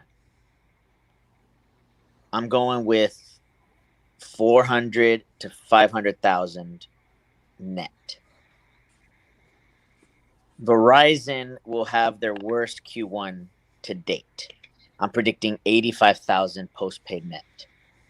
What? Yes. Under 100,000. I am very aggressive with this number, Right. ladies and gentlemen, and I'm telling you, never have I seen this before, but more people this quarter have left Verizon than any other quarter. I've seen it live with my own eyes. And I'm not talking about numbers. I'm talking about people. I've seen people go from a Verizon store. It's too expensive. They go to T-Mobile. They go to AT&T. Okay. If it's under $100,000, I swear to God, the corridor will be lit with blue for the rest of my life. I'm telling you. I'm telling you. Okay. But I'm telling you, it's that dire right now. Look at what Sneed told me since day one. Don't listen to what the carriers say. Watch what they do. Verizon is so desperate, ladies and gentlemen, that they put $1,000 promo. Hello, $1,000. Nobody's crazy enough to give away $1,000. Come on, that's desperation. Moose has a good grasp of the business, and I think he's right there. I think he's right. $1,000, guys, is significantly more than even AT&T, and AT&T is crazy enough to give 700, 800. 1.5 million net adds AT&T, baby. Carlos, shut up. Oh, I'm close. My God, bro! If Carlos is on there, I swear to God, I'm flying to Vegas and we're going to get a drink, bro. We're gonna go to the sub below 5 or whatever bar or whatever, bro. We're gonna take a picture, die. Oh yeah. No, I'm telling you. All right. Sneed, I need your opinion now. I need your predictions. This is it. All right, I have to go with the opinions or the predictions I was going to make before anybody said anything. Okay, go ahead. It's not going to influence what I'm saying. You guys know I stand by my beliefs, my thoughts, my perspective. I try not to let any one thing influence me. Mm-hmm. So, how does it feel? How do I sense the quarter? Mm-hmm. Carlos, I not that I'm trying to piggyback off of what you said, but I literally thought the same thing. Before you made your prediction, in my mind, I was thinking T-Mobile's going to hit 1 million. Somehow, some way, it doesn't matter. That's just what they do. I don't know what they do with their numbers. I don't know what they're going to include. I don't know how they are they ever going to report separately for the T-Mobile home internet? I don't know, but I think it's easy for them to make $1 million happen. Hey, So let's Sneed, go with that. Yeah, Tyron. they said they're going to start including hand sanitizer as lines. Oh, What? oh shit! Holy shit! What? He always does it when I'm about to do mines, bro. What? Like- What? Oh God! This is I can't believe this. God damn. oh my god. Oh god. Okay. Okay. All right. Wow. Verizon, I think, is going to be a disappointment. I think the move to do the broken phone $1,000 indicates something. Watch what the carriers do. Don't listen to what they say. What they did was they basically said, take your broken ass phone out of the drawer, bring it to us. We're gonna give you $1,000 to switch from a carrier. We'll get you in a new 5G phone. Boom, boom, boom, boom. Does this count as one? Absolutely. Yes. No way. It does. It does. Yes. So I need to break Yes. this, right? Bro, I have an LG, whatever the hell, dual SIM thing. I can take it to Verizon today and get another phone. They don't care.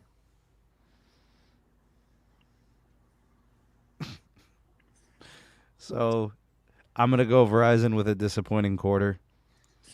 I'm gonna go with like 175,000, 180,000. I think 190 is probably the top end. I feel like 125 might be like the worst case scenario. I got T-Mobile at a baseline of 1.1 million. I got them at a high end of 1.3 million. However that works out. And then the AT&T is the one I'm a little bit reluctant to predict because I feel like they have a lot of positive momentum coming from the last quarter. I don't expect them to slow that momentum. I just don't know if they keep the same momentum or if it picked up more. You know, the HBO Max caught wind. Is that enough to get people to switch from their pre-existing wireless provider while also getting the HBO Max and AT&T TV and fiber and, you know, so like if you include all that as potential growth, I feel like $1 million's very possible. I got them hanging around that 890, 950 range. I don't know if I can give them $1 million. It's hard to do a legit $1 million. The only reason we say that about T-Mobile is because they always find a way to make the numbers say it. Whether or not it's the truth or whatever, you know, it's a different story. But I think the AT&T one is impressive because their ARPU is high. You know, it's real money. You know, when you look at the revenue in mobility, you know, Verizon is good, AT&T is good. T-Mobile has improved, but it's the lowest of the three when it comes to wireless ARPU. As long as there's simple choice plans and T-Mobile ones from 2015 and people have 7 lines and two Apple Watches for $136 a month. It's hard to raise your ARPU that way. I think the T-Mobile home internet helps. I think I don't know what T-Vision has, but whatever. I don't know. I think AT&T will have the most impressive quarter. I think the Verizon one will be disappointing. I think the second quarter will be a rebound quarter for Verizon. And I also think the network's going to start performing better too. DSS is starting to work out some kinks, more millimeter wave, more CBRS, and gearing up for C-band. So Their own dedicated fiber for their tower sites. And for those that watched my video this morning, if they come through with another TV option, like a Sling Skinny bundle that goes to the premium plans, I think the premium unlimited gets easier to sell too. Live TV, you know, Sling TV, partnership, you know. Do they do that for a trade? Does Verizon give it away and then Dish say, okay, we're going to give you some spectrum to lease? That would be cool. What do you guys think if they made AWS work. An WS4. additional 15 megahertz. AWS4 is clean, very clean, It's a little bit on the higher end, isn't it, Los? 2.1. bro. That's They got the tower grid, right, to make that work well. bro. I didn't think about that one. You're right. They wouldn't have to they wouldn't have to do anything. You would just what do they don't even need to do radios, right? They would just retune them. All they had to do is add the licensing. You would need to get the dual band AWS radio to have both your existing AWS band 66 on and the additional AWS 4 at the same time for the same. We need Zero Cool for the technicalities on that, but I would be interested to know. Bro, I didn't think about that one. You're right. That can. And the reason why I know is because with Zero Cool and I we spoke about this. There's some sites that have that dual band radio now. That's why when the real pandemic was happening, March, May. But AT&T was using it. Correct, and Verizon. No, Verizon was not. In New York City, they were using it. Oh, okay. Yes, It was market. yes. Yeah. Yeah, in New York City, they were using it. That's why we knew. Because there was some sites that had dual band 66, 20 by 20, and a 15 by 15 at the same time. It was amazing, bro. Probably an additional 100 megabits per second. It boosted speeds by 30 Mbps. Easy.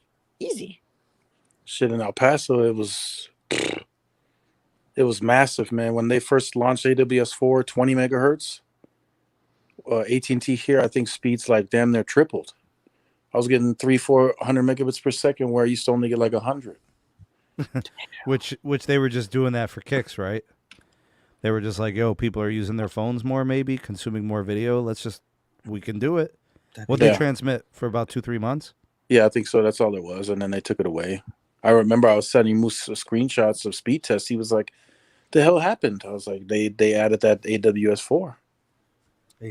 But Sneed, do you think that this can be another deal besides the TV, besides the spectrum?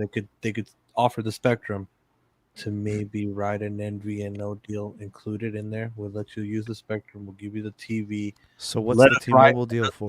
Let us ride in your network where the gaps are non-existent, and stuff like that, because we know they got the tower grid. So what was all that fighting for to get T-Mobile to provide the service? Maybe, bro, they'll get money out of them. Maybe they'll get money. Maybe it'll be in some way, somehow, like a lawsuit or something. We don't know. Like there's a lot of windows open in that situation, because why is Verizon hitting them so heavily? Why is Verizon and Dish trying to work something so heavily right now? Oh man, shit! T-Mobile, Dish might be removing itself from T-Mobile altogether. So screw them.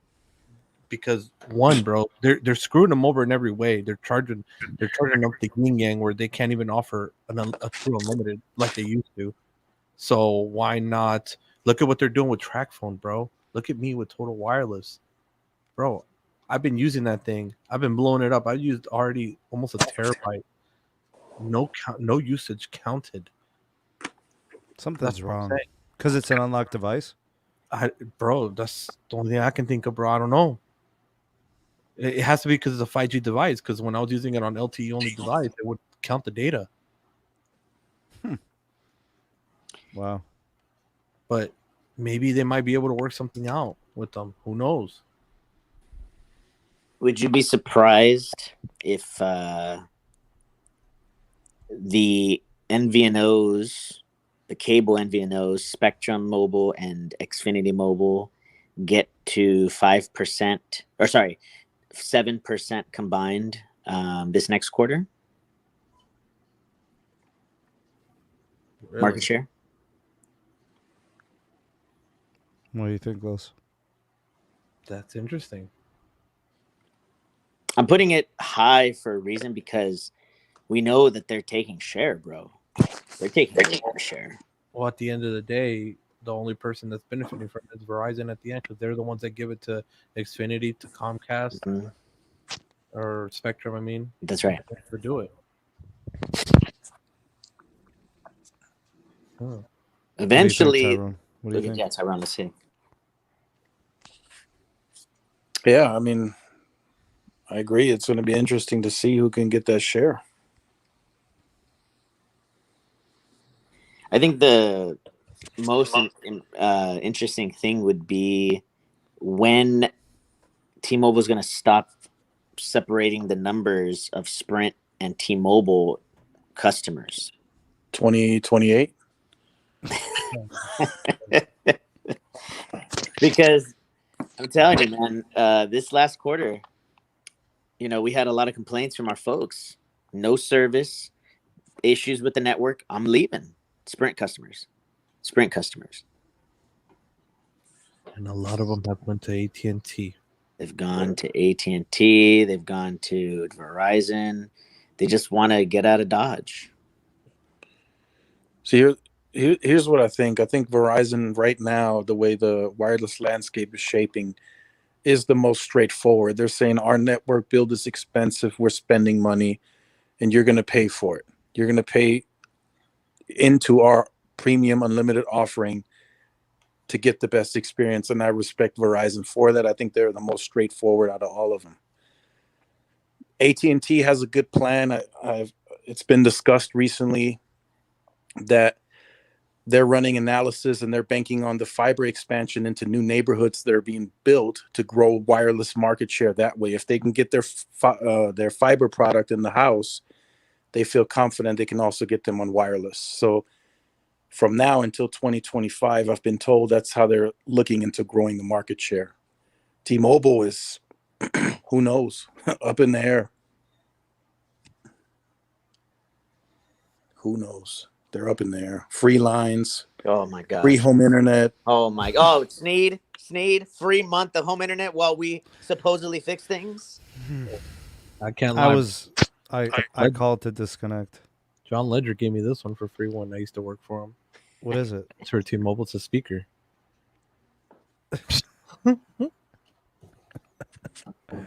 Oh man, it looks like a bun, bro. Hey, sounds good. I don't care. Does it? Yeah. No. You bring that in the car, you let it slap, bro? Yeah, when I wash the car, why not? Yeah, Moose brought up the situation with the home internet. I called to disconnect. I've been having outages. The service has been down. My live TV has been blurry. It's unbearable. I have a viable option now. Right there. I don't know if you guys could see the white box. Mm-hmm. There's no place for it for me. I've come to the conclusion that the T-Mobile home internet requires N41 to be great. And it requires an upgraded tower site to be viable. And I also think the modem hardware, the gateway, is below standard in performance. I have concerns about the quality. Doesn't even cool. Right? It works well in the house. There's no weak point in the house. But it struggles in picking up signal from the tower site. It's a very flawed device with other than it being 5G ready. There's nothing to really celebrate about it, So that combined with an old Sprint site that's going to be decommed, Los, you know about that, having tower sites decommed near your home. It just makes it a losing proposition. Another one. So if you have an N41 site that is cooking within a mile of your house, I like your chances. Get that sucker up high, see if you can get it to work. Unless you got a tower site that's recently upgraded, even if it doesn't have N41, if you got the N71, you're in line for PCS. If you're connected to like 40-ish megahertz, they've got a lot of band 2 now. If they retune all of that to band 2 from band 25, you're looking at maybe 50 megahertz of spectrum between band 2 and band 71. So it might work. It might. It might work. So just something to consider. It's been unreliable for me, so I'm not the one to ask about it. Go ahead, Los. One issue, Sneed. It came to my attention that Apple Watch is having issues with his home gateway, the T-Mobile one. Okay, the original product. They mailed him another one. He literally opened the box, excited, bro, like a little kid. Opened it up, bum, bum, bum. Set it up, put the power plug, push the power button on. RF error. It was fried from the beginning. It was a brand new unit. It was no good. And now he has to wait 2 weeks to a month for a replacement. They've had supply issues. Quality control issues. They've had quality control issues. They've had tower issues. They don't have even a fan on the device, guys. Come on. Oh, so it just passively dissipates heat. Yes.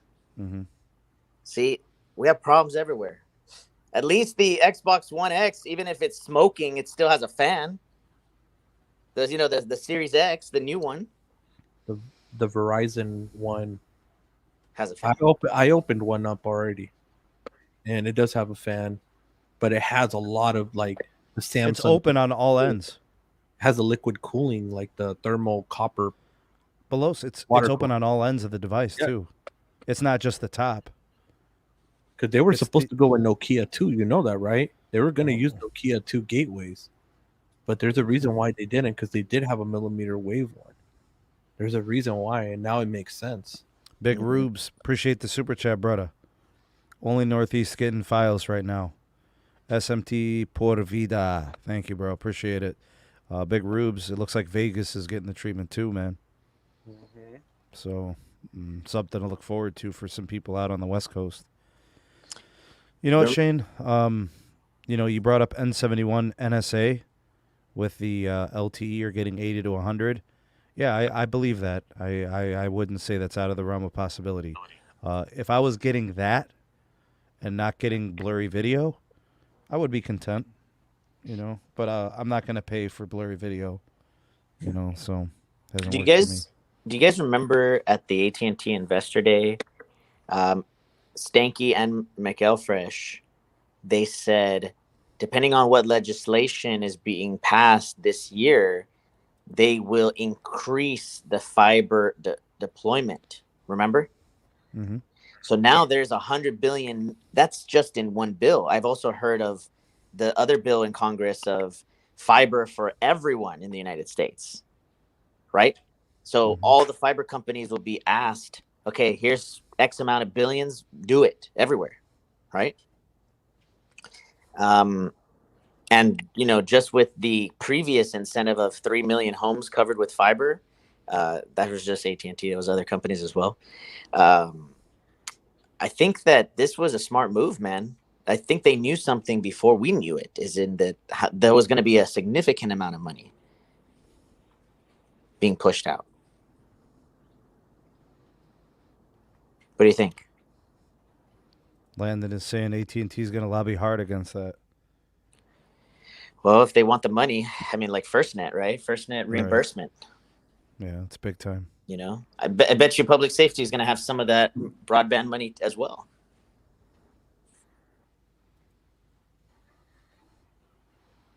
Google doesn't really make hardware.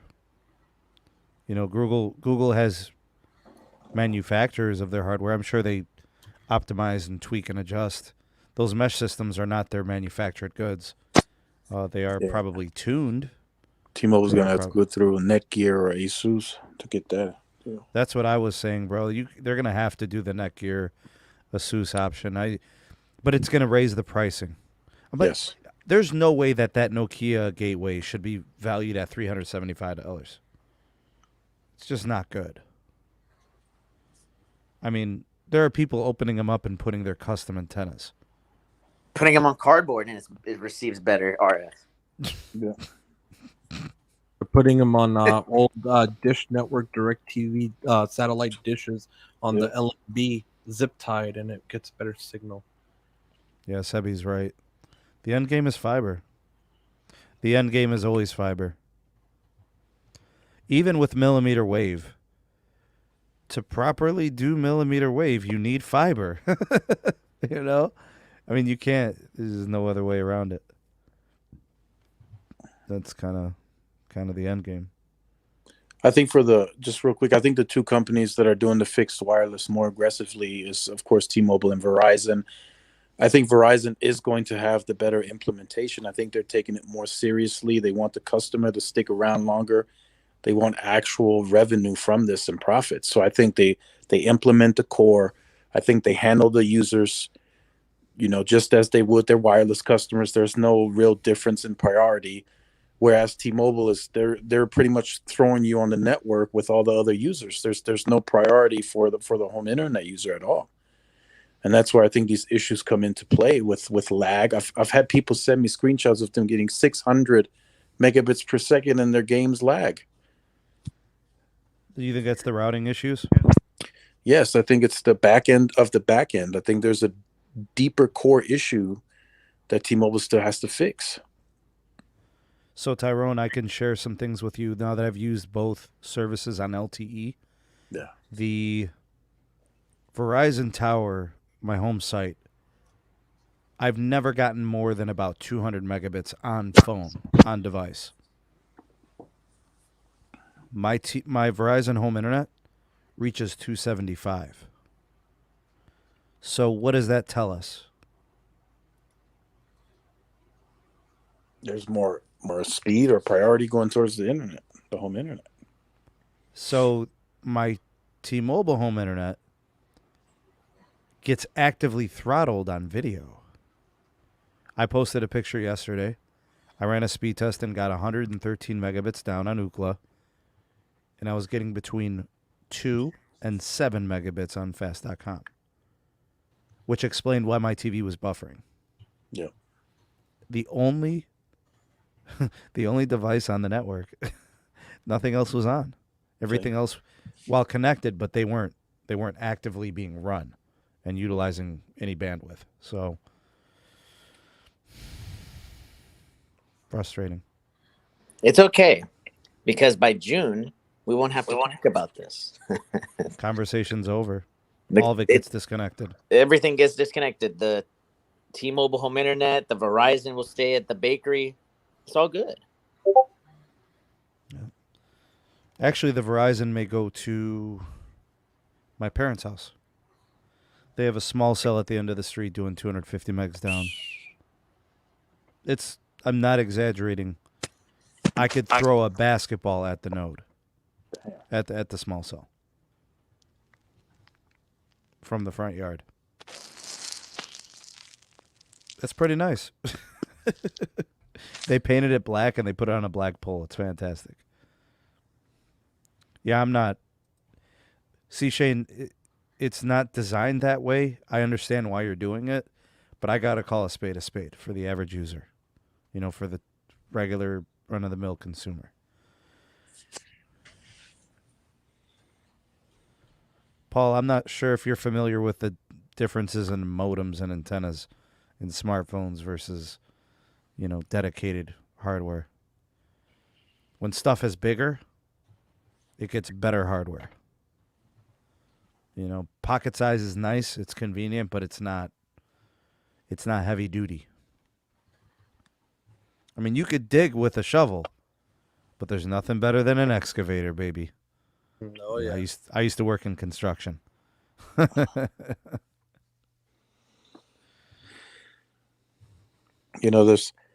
There's something interesting that Hans mentioned the day after the analyst day. He said, we've gained and learned a lot of experience from Fios. So whatever they've implemented in terms of usage on how they run that side of the business, it's allowing them to expand that fixed wireless, something, that T-Mobile never had experience in. They didn't have a product like that prior. So they're going into this blind. I think there's, they talk about growing pains. I think it's also the growing pains of business operations. Yeah, they have to learn. There's some learning there. I still don't think Eugene is the one. There's some things he just doesn't get. You got to lay low these 3 years. Seriously. You got Charlie smacking you around eating your lunch, man. And he needs this to carry around with him 24/7. For the kids, bro. Carlos got the you got the Old Spice right there. Yeah, bro, you gotta get him, bro. And And you make a point, Sneed. Now that they've gobbled up a whole carrier, the company now needs to make money. I mean, yeah, I can still, I guess, follow that on carrier initiative, but it needs to make money now. I can't no longer do this whole free lines and all that stuff. It's got to make money. Tyrone, there's no one carrier. That stuff is nonsense. It's like you running out of the store without paying and screaming, "I'm not stealing."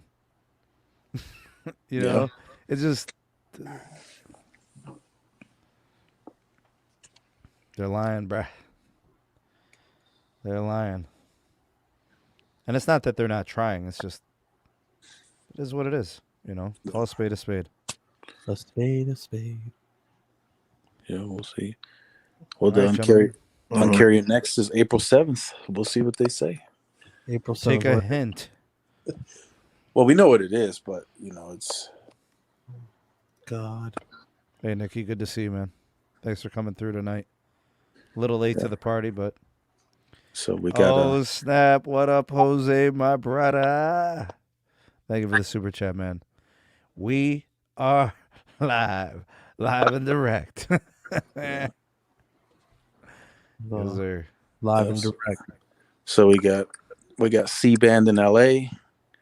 We got T-Vision shutting down. I mean, man, crazy start to Q2, huh? Oh, yeah. Hey, Carlos, do you know why we call him Eugene, bro? Sweaty armpits, bro. Sweaty armpits. Sweaty armpits, bro. What's up? What's up, baby? This is what Sneed's about to experience soon. Look at those pings. Look at those pings. 2?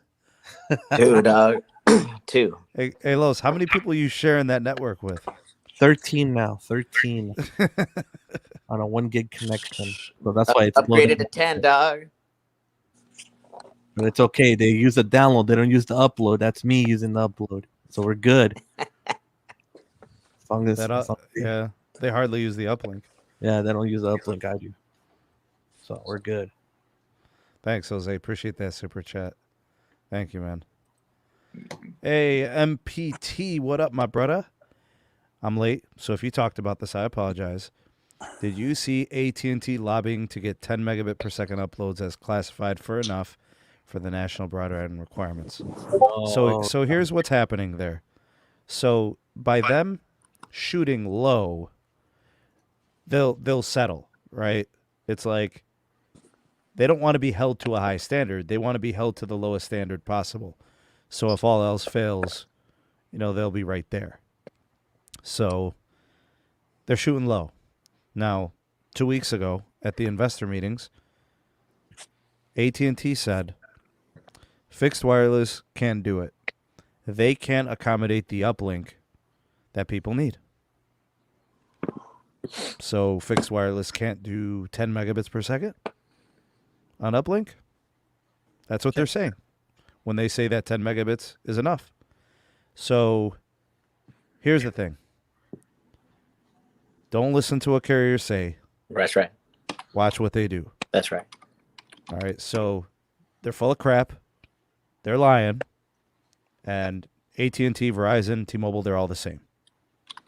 The truth is that 10 megabits uplink is not enough.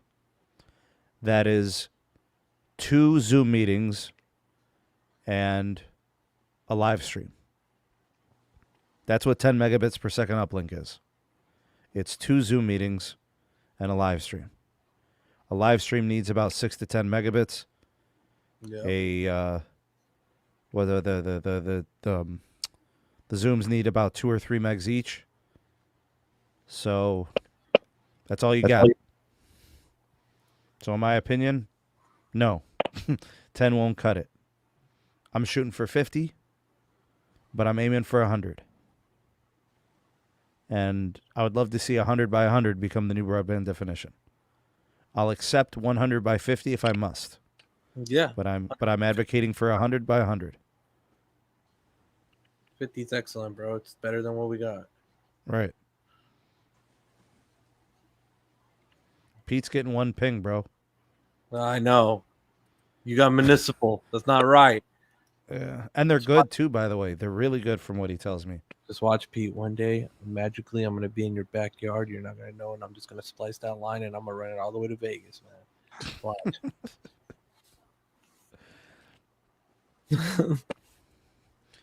It's like T-Mobile's trying too many things at once while working on their 5G tech. I don't know, man. I think the TV was an issue. I think they realized that YouTube TV was doing it better, and it was going to be easier to distribute TV that way. They weren't making money on TV. They never were going to make money on TV. The YouTube TV was going to be just as effective as keeping customers on. So, you know. Anything else for the good of the order, gents? I think he hit the nail in the coffin. Yeah, we start off Q2 with an uncarrier and some quarterly earnings, so should be a good month. And some possibly free hand sanitizers next week.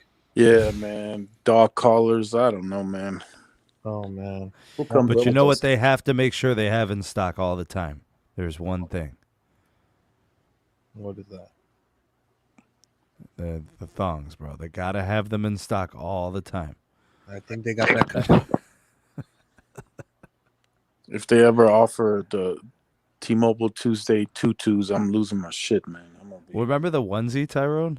Yeah, that was already pushing it, man. They were and the executives were wearing it. Yep. Oh, they would yeah. wear it to work in the offices.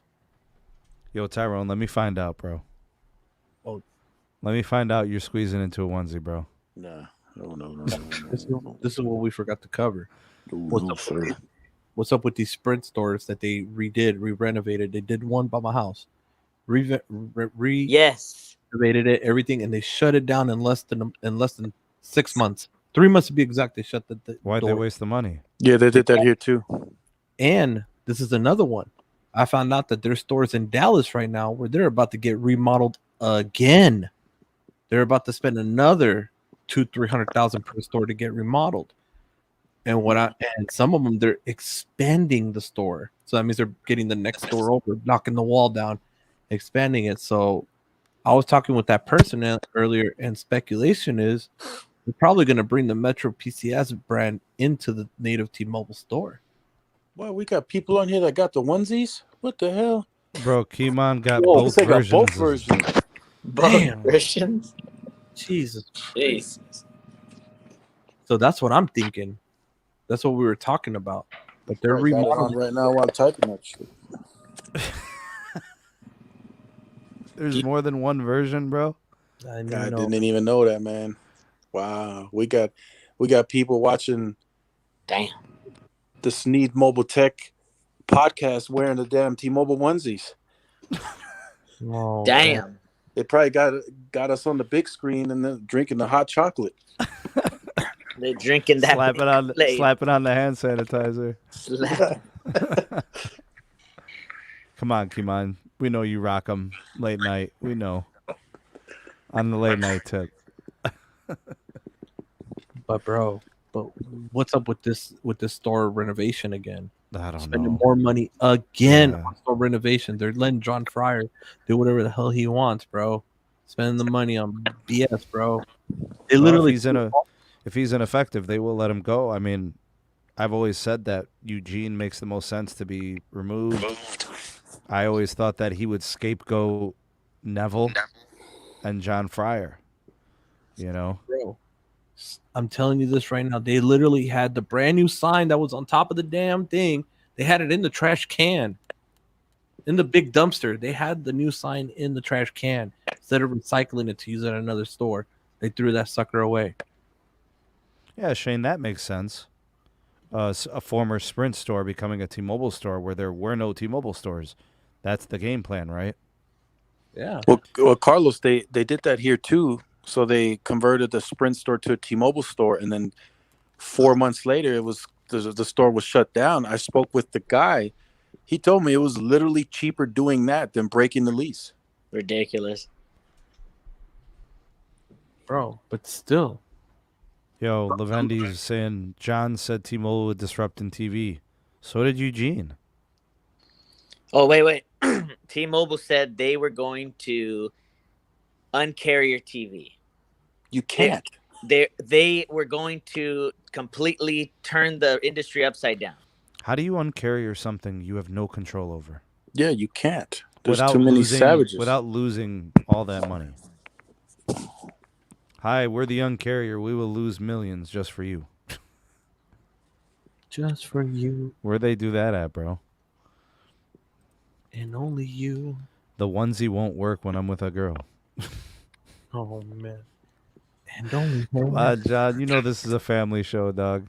Bro, it's... Oh, think God. about it. God.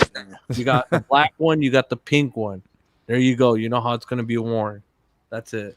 We had Radio Shacks that were converted to Sprint stores months later, became T-Mobile stores, closed 3 months later. Damn, you can see that too. That is vicious. God. You know, it's crazy that still lingers with me, because at the beginning it was a split partnership. It was 50% Sprint, 50% Radio Shack. And then apparently this was John's biggest fear when Sprint gained that additional distribution footprint. It was a massive distribution footprint. That made him worried about Sprint. Mm-hmm. I feel like John had a good grasp of business. I don't know about this other dude, bro. Yeah. I think he's an operator. That's really what he is, dude. He's not an innovator. He's not a leader. There's none of that. He's not somebody that he inspires people. You know what I'm saying? Dude, I remember, okay, when I met the guy with the long hair, he came to me and he was like, hey, how are you? And I'm like, I like this guy. He's so cool.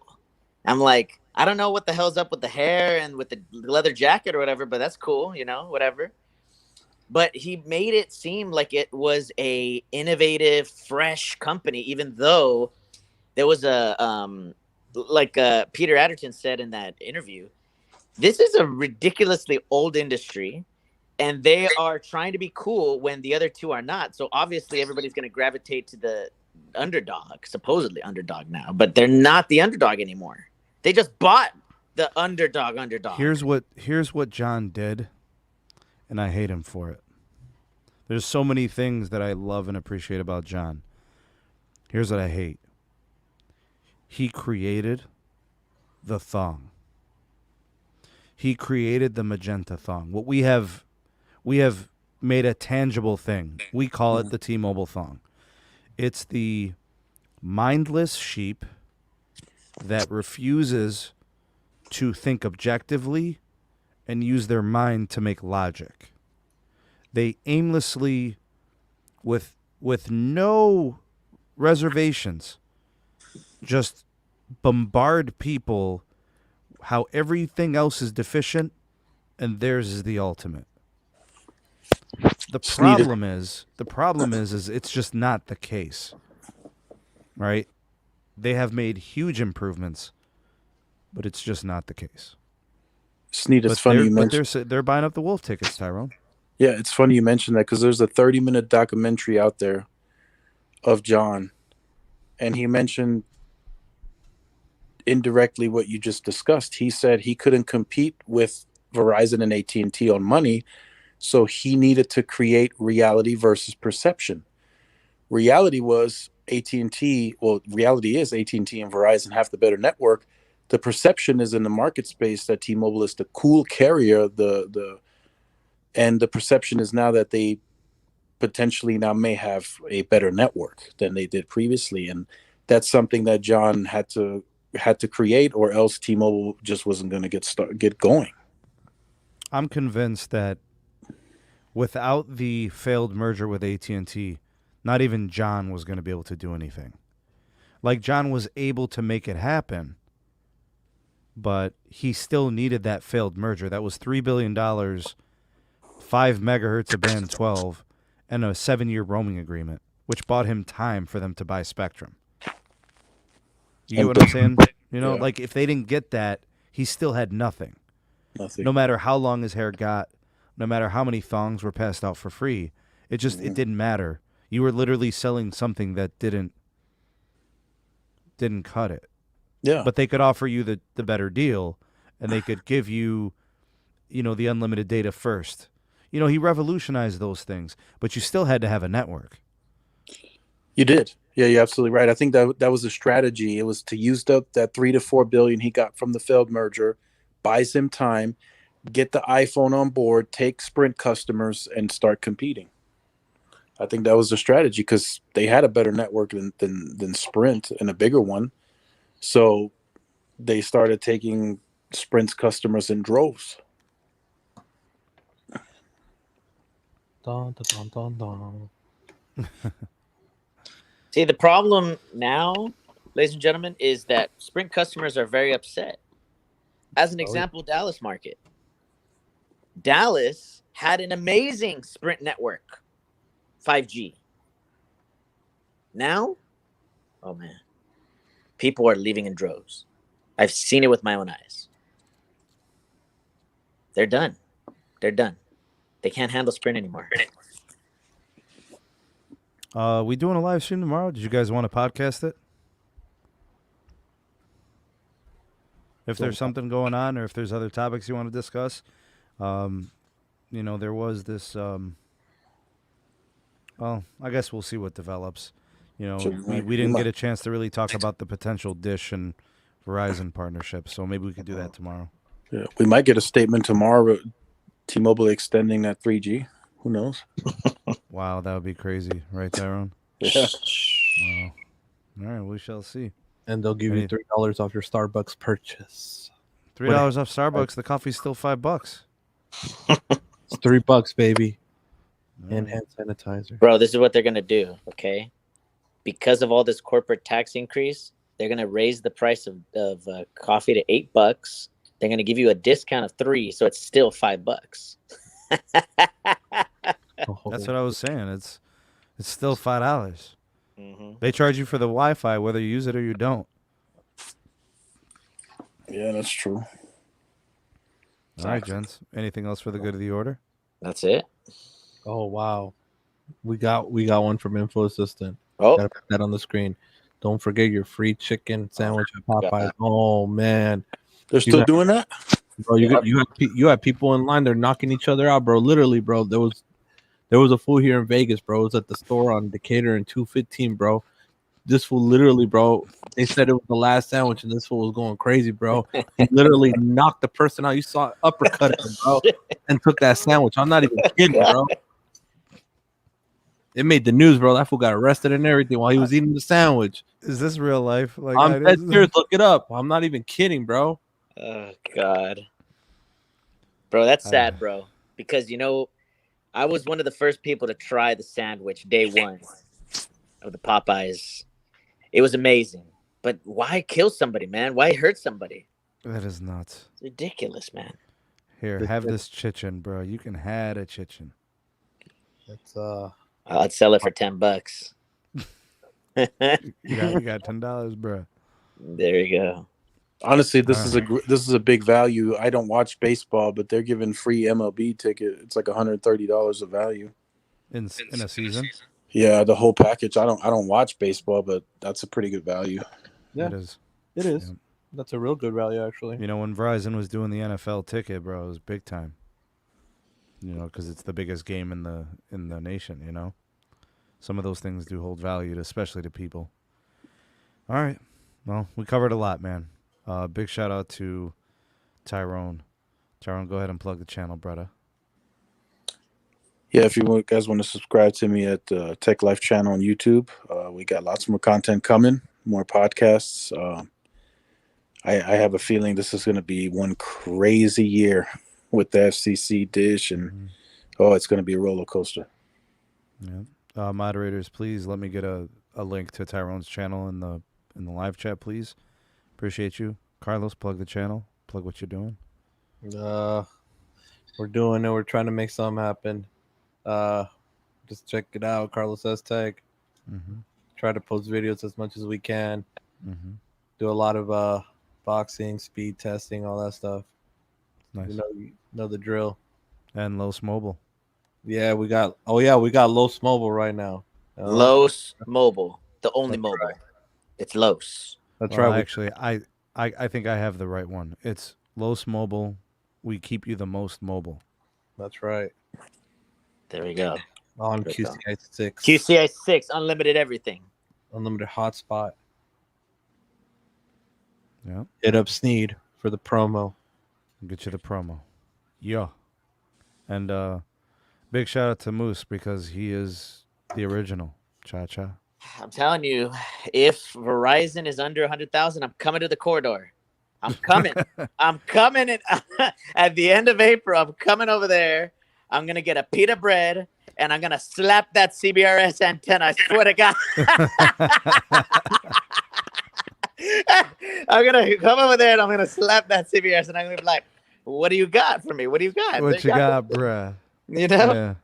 There you go. Thanks, Moose. Appreciate all that you do, man. Thank you.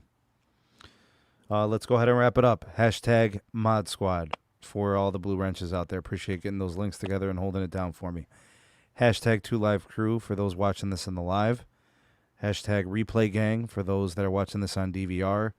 Appreciate all of the donations. Obed, Chucky, Jose. You guys are awesome. Thank you for all that you do.